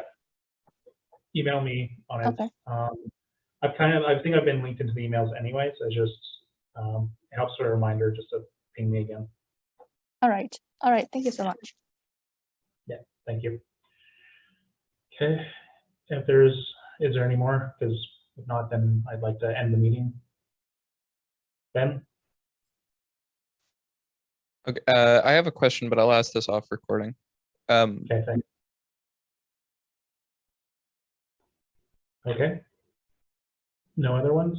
If not, then we will end the meeting, move to adjourn at 10:03 p.m. I'll second. Damn it.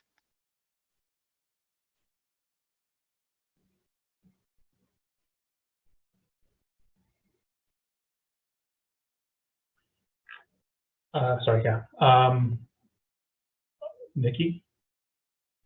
I have a suggestion, I guess. So I know, Corbett, you're tired. Maybe Abby can run the Q&A because it just conflicts with the information I just gave out because I said students have until 11:15 to join the Q&A. Because I just wanted to make sure that people had a chance to share their thoughts. So like maybe we can just have it open until 10:15 just in case, and maybe Corbett, if you want to go, you can do that, and maybe Abby can just like chair until then, just in case. So just so we're not shutting down any students that may want to join. It's not so much me leaving, it's just rather, it's more just, yeah, sorry, it was 10:15, not 11:15.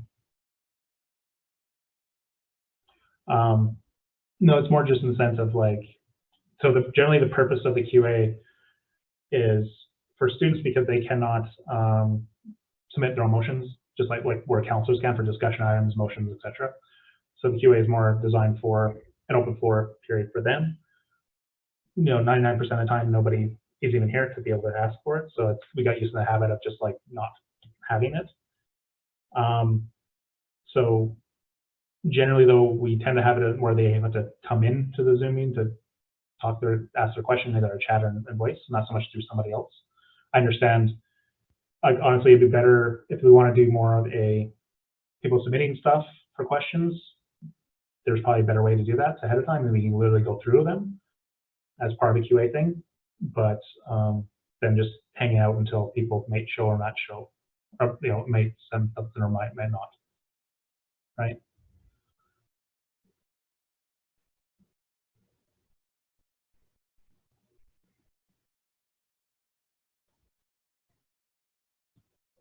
So I should have actually put Abby in charge of discussions. My apologies. We're supposed to be doing that to make it easier on myself, but I forgot. You were on a roll. I didn't want to interrupt you. Yeah.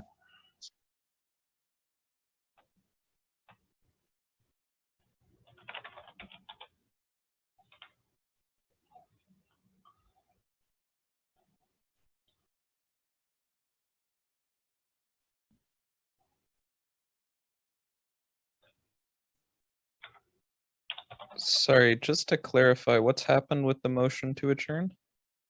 Oh, yeah, I moved motion to adjourn. Sorry, I'm not trying to cut anything off. Just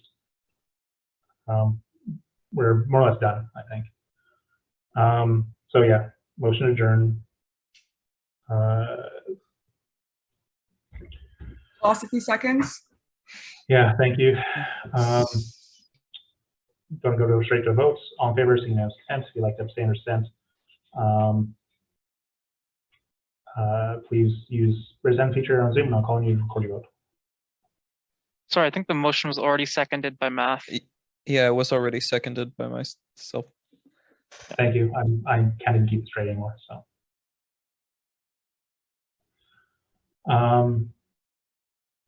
So yeah. Anyways, voting. Anyone wants to keep staying here? No. Okay, that passes. We're going to adjourn by 10:07 now. Okay. Thank you, everyone. Have a good rest of your night. Going to end recording.